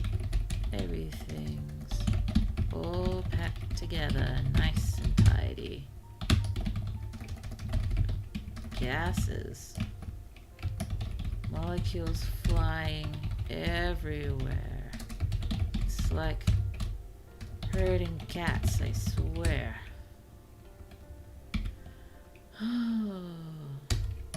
Interviewer. Not sure how to process this information, but moves on as professionally as possible. Oh, In short, imagine law enforcement using your greatest fear to torture the confessions out of you. Specifically, yes, your greatest fear. It's not fun. Oh dear. Oh dear.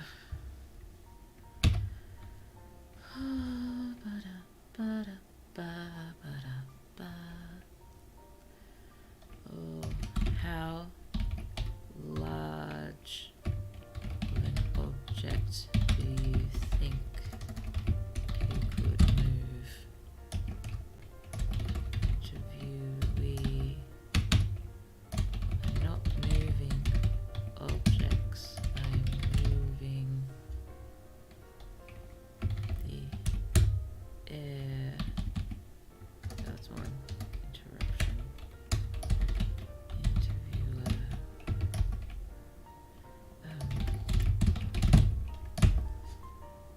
Probably have him saying it here, slowly and irritatingly, like the interviewer just isn't catching on.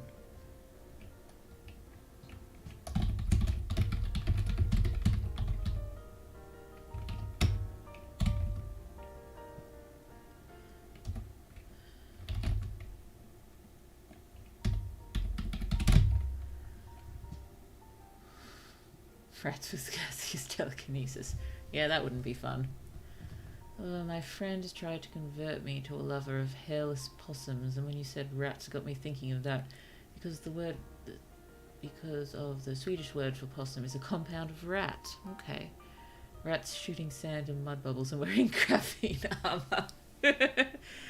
Those rats. They know what they're doing.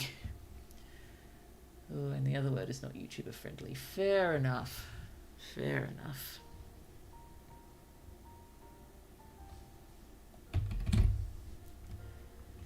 Impatient.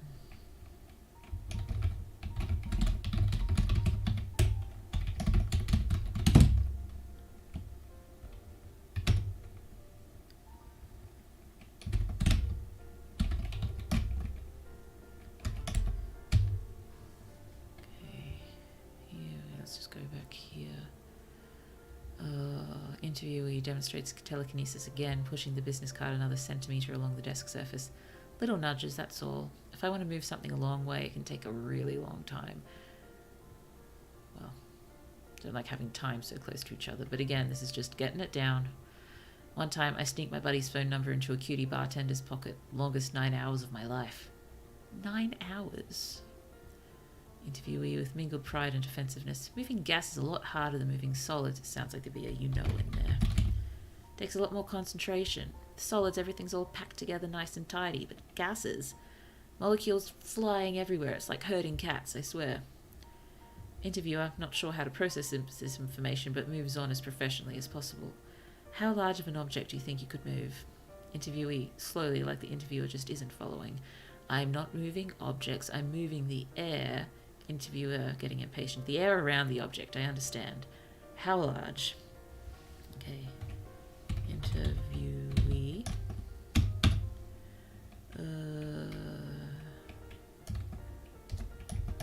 Nods at the business card again. Not much bigger than that. Pen. Stick, maybe.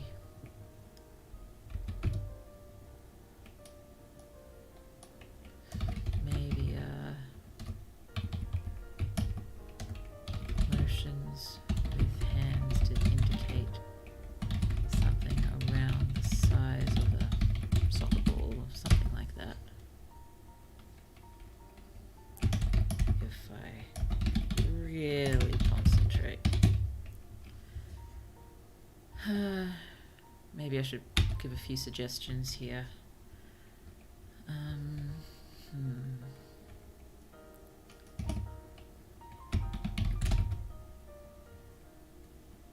A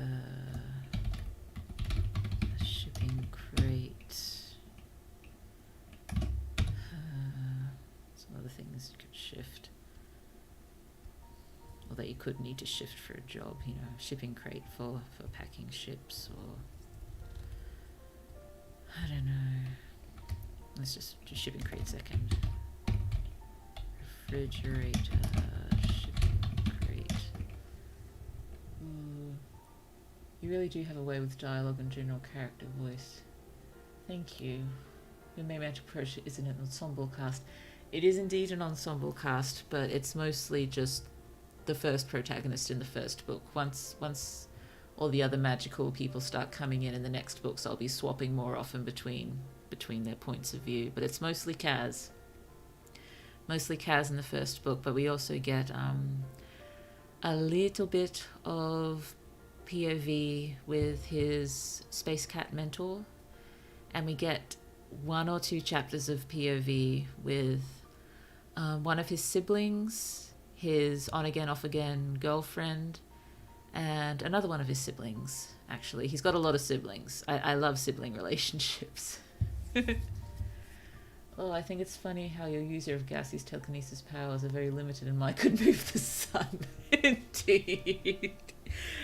Yes, Bay does seem very overpowered, but as it turned out, he was faking it, wasn't he?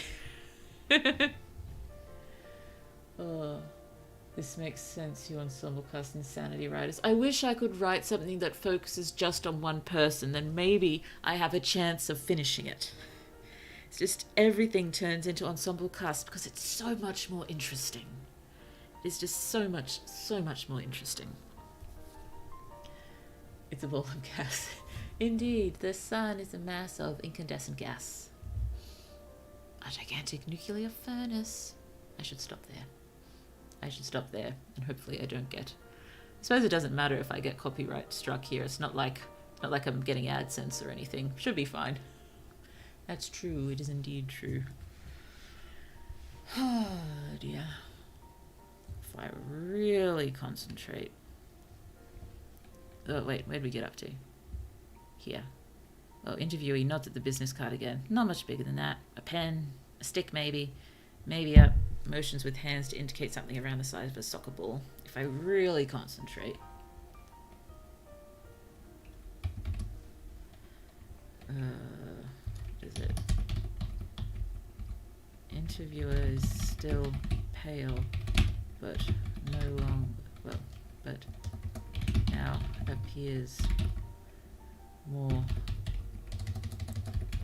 unimpressed than afraid. Okay, it might take out the meagle pride and defensiveness we've got back here. More just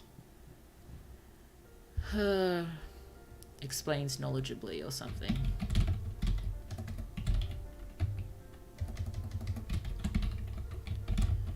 Now, I hesitate to say mansplain because, it's not like the interviewer knows what's going on, but with that sort of tone.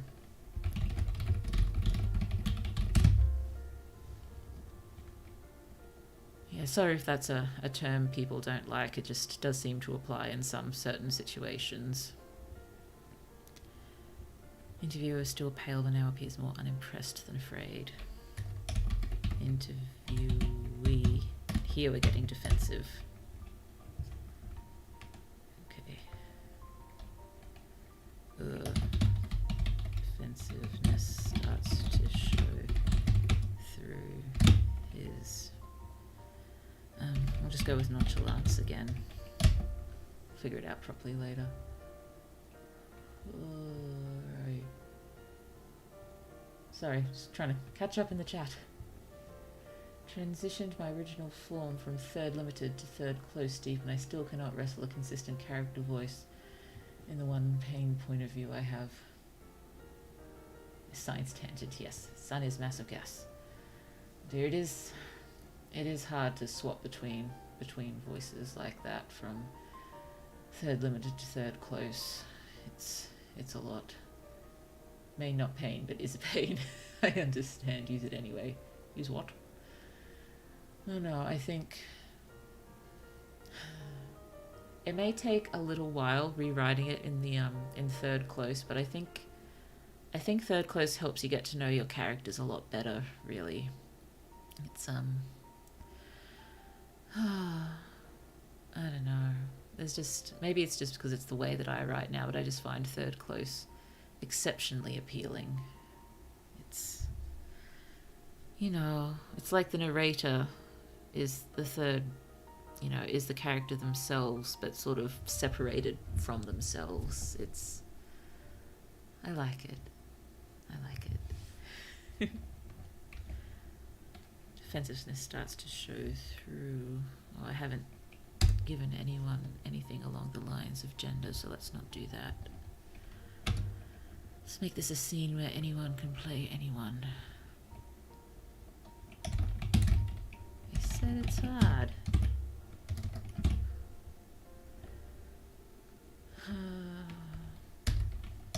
Interviewer.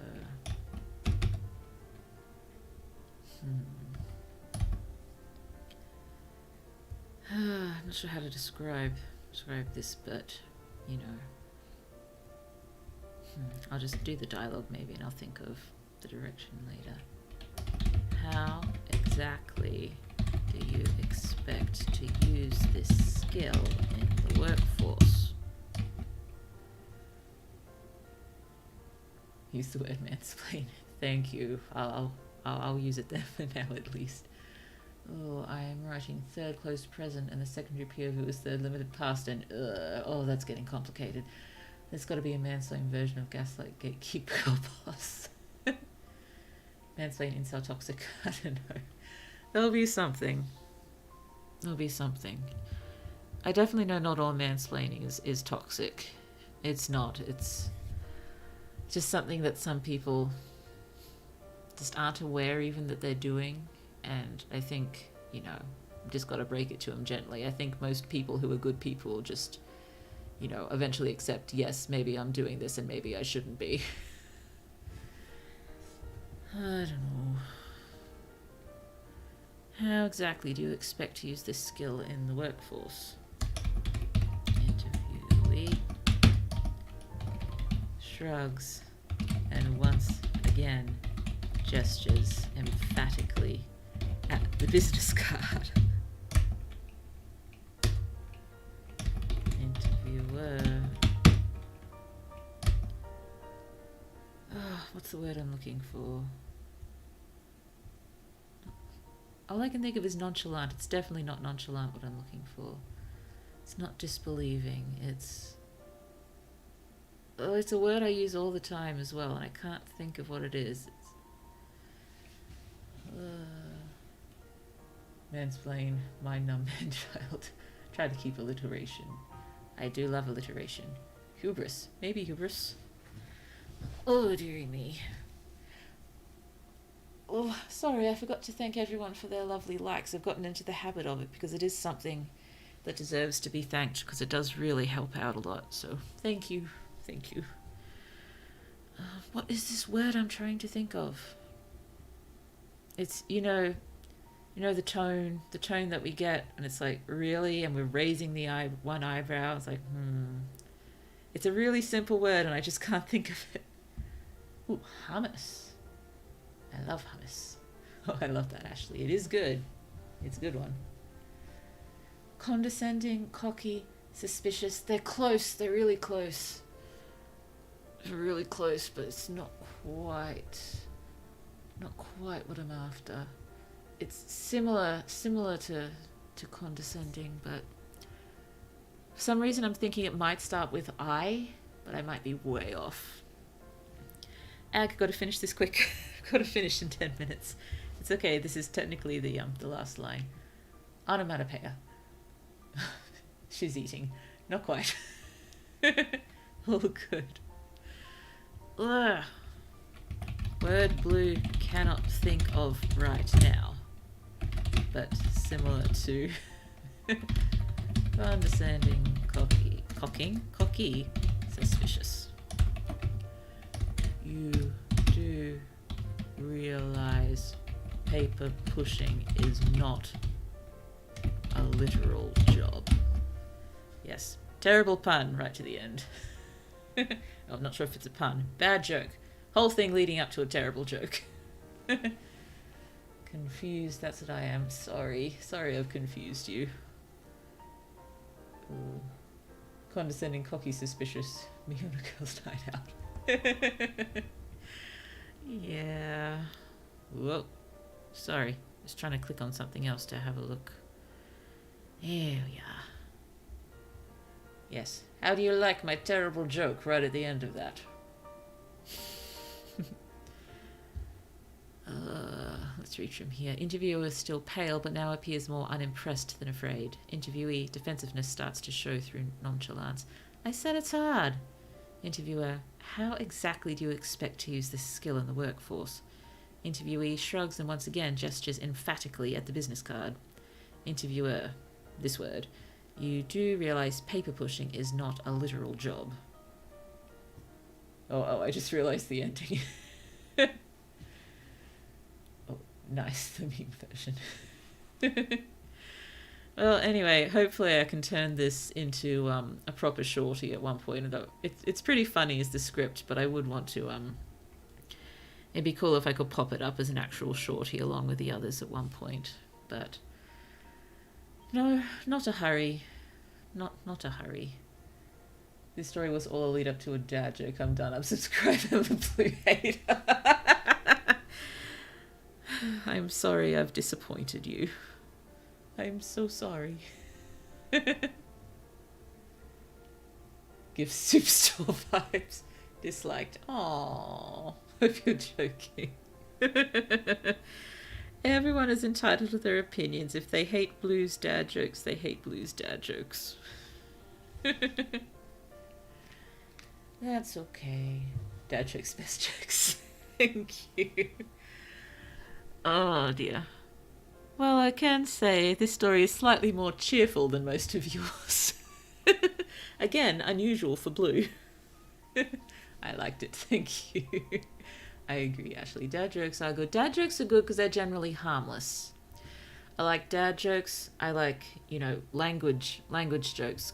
Clever, silly uses of words. They're fun. As long as a joke is harmless, it's good. You don't need to make fun of people to be funny. I think that just shows a lack of humor and a lack of imagination. Kidding, I don't hate your jokes. I have no idea what you're talking about. My story was so flippin' happy. Puns. Puns, also harmless fun jokes. Harmless fun jokes. The best kind. The very best.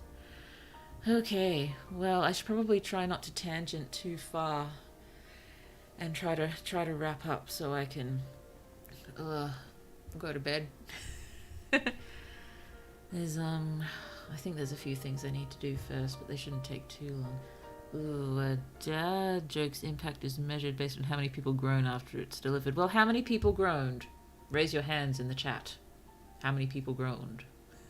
And they realized how Blue ended that story. Go, comfy streamer. Gotta go double time to get to bed. Go back quickly. Hurry up and relax. Even in bed I can't relax. My head is constantly going through stories. Raised hand, thank you, Creative Fish. My friend made a borderline racist joke when it was about shots and Jews. Oh, goodness me, no. Racist jokes are the worst. It's hard to think of really an appropriate time for them, honestly. Are they even needed? Do we need to make sort of edgy jokes like that? Oh, another hand raised. I don't understand the appeal of being, so-called edgy when pretty much you're just, insulting people just to try to get a laugh out of it. It's not good. I don't like it. Don't like.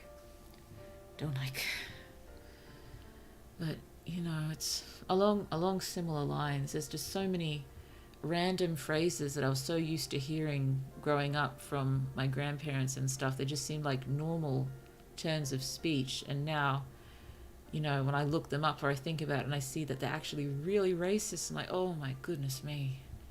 So just a few things trying to purge from my instinctive lexicon, and hopefully I catch it most of the time. But if I ever miss it, feel free to call me out and remind me, because it's something Blue does not want to do. Racist jokes are made when you and the other person are the races in said jokes and like edgy jokes.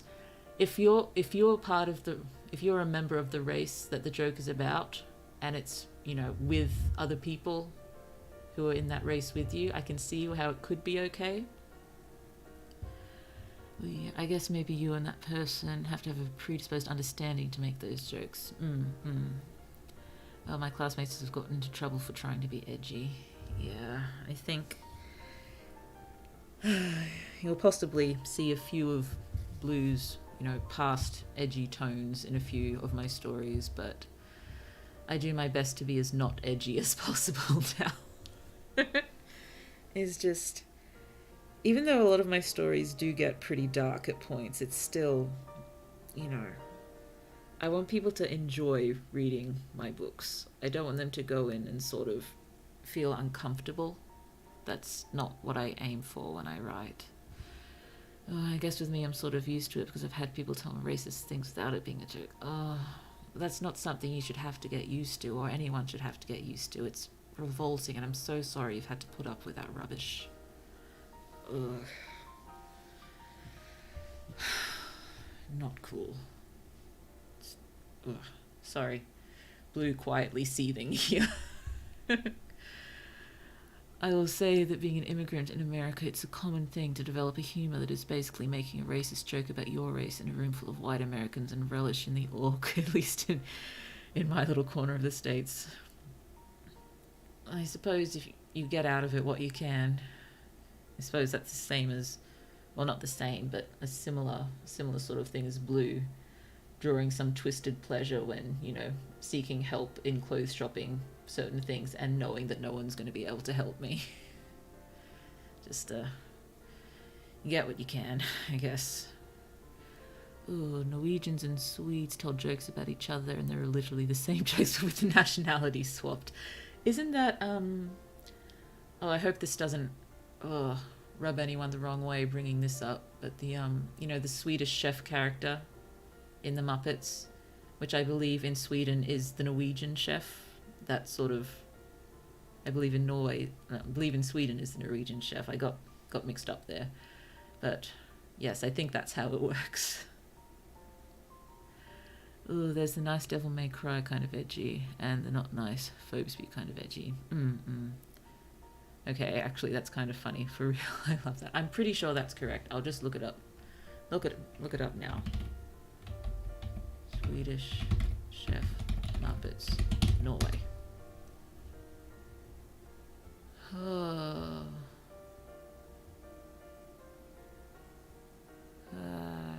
The Swedish chef Wikipedia page. No, I don't think so. Okay. That's what I had heard. I'm looking it up now, but no, it doesn't seem to be on the wiki page. Perhaps I was misinformed. Oh no, we have, in Sweden and other countries, the Muppets have not had the same cultural impact in Sweden as in the United States. Oh yeah, that's nothing. The Swedish chef's name was translated as Svenska kocken, which means the Swedish cook. Okay. I was misinformed, but that still would have, worked with what you were saying about swapping the jokes pretty much word for word. Is it true that Life of Brian was advertised as so funny it got banned in Norway? I'm not sure. But yes, sorry for bringing that up without having found my hard evidence first. I should have looked it up before mentioning. I just remembered being told that, and I thought it would work with Norwegians and Swedes tell jokes about each other, and they're literally the same joke. That's okay, but I am sorry. I will do my best to look things up before randomly bringing them up. Oh, dearie me. On that note of Blue having to be more careful... Oh, I could spell it correctly. The Parting Glass lyrics. There we are. So, thank you so much for coming to the first MacGuffins You Write stream. It was so lovely reading your works out. And I hope you had fun listening to Blue read them, and hopefully I did do them justice. Hopefully I did. Oh, and hopefully pretty soon we'll have another brainstorming stream, and soon after that another MacGuffins You Write reading stream. I'm so excited for the next one. I'm glad. I will go through my archives and try to find a cool topic for us. Do my best. But I was thinking that maybe, even though maybe this would be the main topic we'd write about, I think if you can't or don't have time to write about what we do in the brainstorm, you can just share anything, and anything that sort of pops up in that time we can read on stream, and just say, you know, this is not from the brainstorming stream, but we don't mind, we just love reading each other's work. Need that brainstorming stream. Hopefully won't be too long until the next one. I mean, I suppose technically we could maybe do it next Saturday, but I was wondering whether to just keep it sort of 1 month at a time, and 1 month have a brainstorming stream, and the next month include a reading stream. But we will see. Well, it was wonderful today, the cozy atmosphere of a writing friends group, but multiplied by 3. That's a lovely way to think about it, and I'm glad you got that from the stream. I am. So honestly, I've never actually been in a full-on writers group before, sort of being comfortable sharing work. But I suppose technically that's what we've become. I've been sharing my work with you almost every week, and now you finally get to share some of yours with me and everyone else. So I'd love it if this did become a regular thing. I just don't want to sort of stress people out and make them think they have to write anything. You never have to do anything. It's just if you have time, if you're inspired, if you're comfortable to do it. And again, if for whatever reason the next stream there's no stories that pop up, Blue will sillily, is that a word? Sillily mess around with something. I think maybe it's a good idea for me to just have a few ideas that we can throw around writing up on the for a brainstorming stream based story, unless I can write one properly in advance, which, you know, knowing me, I probably won't. Oh, this was fantastic. I'd look forward to this for a while. I'm glad. To prevent having to explain what a VTuber is, I call this my writing community online. I'm sorry if the VTuber aspect makes it difficult. I'm thinking of myself as a VTuber less and less, honestly. It's you know, it's a medium I was and am still very interested in, but I just do so little really of what the majority of VTubers seem to do, even though more and more VTubers are branching out now, which is great. But I prefer to think of myself as a writer who just uses an avatar. And then that way, maybe in the future, I'll feel more comfortable if I do decide to do a face reveal or a, you know, real, inverted commas, real name reveal or whatever. We will see. We will see what happens. Whoa, next week will give us more brainstorm. Okay, we'll consider doing it next Saturday. Though the Monday after next Saturday will be my first stream on Monday, plainly. But I'll be going on the Monday, probably around 10:30 for me in the morning, which I know is a better time for US viewers, but I think is a far worse time for European viewers. I'm so sorry, but it is kind of needed. I'm just not getting enough sleep. I'm up too late too often, and doing it during the day when the small one is at kindergarten just means, you know, she's not going to wake up in the middle of the stream. And also I'll have more evenings free for writing as well. But we can give it a go, and if it just doesn't work, we can try to sort something out. I think Central European time, that would be like Monday morning at midnight or something, like stupid late. And I'm so sorry if that does inconvenience you. Oh no, it's just because the people in my life that write do not overlap with the people in my life that know about VTubers. Fair enough. The viewpoint is probably where VTubing will naturally fall into. So, oh, what's your current time zone? We went from EST to EDT, so I'm a little confused on the time zone right now. And I can just watch the VOD. You can, but I am sorry. I am sorry. There's just no time that's good for everyone, is there? I'm still in Australian Eastern Daylight Time, but I believe it's on the 7th of April I'll be swapping to Australian Eastern Standard Time, so that'll move things around again, so we'll have to recalibrate. Oh, midnight in Greenwich. I'm not sure. Maybe. It's fine, I promise. I'm glad. I am sorry.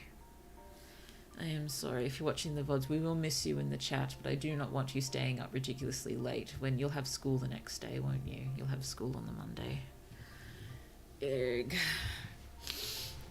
I would try to go earlier, but I do walk the small one to kindy. Well, I'll start with a 10:30, but I could possibly be able to shift it back to 9:30 if I run home. I'll just be a little out of breath to start with. Oh dear, yeah, we'll start with 10:30, but I'll see what I can do about getting it to 9:30. 1 hour before, okay. But yes, again, when my time shifts around, I'll be going backwards. Like right now, it's just past midnight for me. But when the 7th of April hits, it'll go to back to 11 at this time. So I'm not sure if that'll make things better or worse for you. Oh, 1 hour extra long school days on Mondays as well. Oh, that's not fun. That's not fun. Oh dear. But yes, we'll work around with things. And that first Monday stream will be my collab stream with a My Goodie. And we'll be playing the game she has devised for us and sort of piecing together a festival, sort of archaeologist style. And then afterwards, taking that festival we've pieced together and maybe throwing a quick story plan together on the fly. So that'll be interesting, and I'll probably need a bit of help with that. Ooh, better for me, that's good. Wait, why make Mondays worse than they already are? Oh dear. Oh, she's right. Oh dearie me. Oh, that sounds difficult. Yeah, I don't like the sound of Mondays being longer than necessary. Okay, I've gone over midnight. Oh, to compensate for me having theatre rehearsals that day. Oh, okay. Guess that makes sense, but it's still not great. So, thank you. This was a fun stream. I'm so glad we've started doing this, and hopefully it's something we can continue doing in the future. And maybe more and more people might get comfortable with the idea of sharing their work, and maybe one time Blue won't have to mess around with a silly story of her own, because we will just be overloaded with beautiful stories to read, and it will be wonderful. And I'm looking forward to that. Oh, Mondays are the best because of the rehearsals. That's fair. Uni starts at 1 p.m. on Mondays. I can stay up one night. So long as you can focus. So long as you can focus at uni. Generally, I try not to go any longer than 2.5 hours, but we have been known to hit 3 and once 4, haven't we? So just as long as you feel comfortable watching. Oh, and I suppose if I start streaming just the once on the Mondays, I may wind up going a bit longer just to make up for lost streams, I guess. Oh, dearie me. No more tangenting. Bad Blue. So, I will next see you again on Tuesday with most likely another Banished stream. And then on Thursday, we'll keep hammering at the Pitchfork story. I'm not sure if we'll finish it, but we'll keep hammering. And if people are interested for that, we'll attempt a brainstorming stream on that classic day, Saturday. That classic day. Oh wait, what is that day? Oh, the 23rd. Yeah, that's fine. Yeah.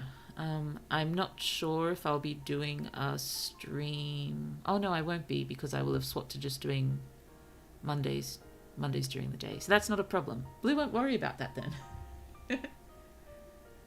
Ooh, we got 4 lurkers who might want to try writing. Maybe. Although Blue will admit one of those lurkers is another account of Blue's. I keep it running on my phone just to make sure there's no issues with the stream. So if Blue only has one view, that is Blue's other account, just as a sort of troubleshooting thing going on. Oh, I likely wouldn't be able to focus, but that's more because the room is uncomfy. Sensory problems, am I right? Oh, yeah, it's not helpful. Ooh, classy day equals Saturday from now on. Classy. Oh dear. Yes, gotta finish. I'm sorry, I keep saying I'm finishing and then I wind up tangenting again. So many tangents. Yes, we're done. We're done for today. That's one way to monitor the stream. Yes, I go to bed. I'll go to bed in a minute. I do have it behind me, just so I can glance back and check every now and then that things are all okay. Okay, thank you again. It was lovely. Got a blast, got a jet, got a dream. I love to dream, but I never remember them anymore. Okay, thank you, and wherever you are in the world, good night to you, good evening, good afternoon, good morning, and I hope the rest of your day is absolutely lovely, because that's what you deserve. Sorry, I missed your comment, Mickey. My eyes are just flicking over things. I wonder who these lurkers are. Well, we now know Blue is one of them. Oh dear, I gotta try to read this now, don't I? Spilkolot. Zajetal Napas. I tried. Yep. I need to visit my Greta uncle. Ooh, lovely visiting. Okay, let's sing goodbye. If you all want to join in where you are, go ahead, because that sounds kind of fun and weird. Heda. Maybe. Oh, for the money that e'er I had, I have spent it in good company. Oh, and all the harm I've ever done, alas, it was to none but me. And all I've done for want of wit to memory now I can't recall. So fill to me the parting glass. Good night and joy be to you all. And Blue forgot to turn off the background music while she was singing again. Sorry about that. Oh, until next time. Bye-bye. Nighty-night, go bed. I'm going. Ooh, bye-bye. Ooh, bye-bye. Bye-bye. Have some lovely time, everyone. Ooh. Hejo. Sweet dreams. Thank you, Vera. Sweet dreams to you, too. I should turn my microphone off now before I just keep going. I don't think Blue's talked over the ending card before. Witness Blue talking over the ending card. Blue, go bed. Bye. Okay. Bye-bye. Microphone going off.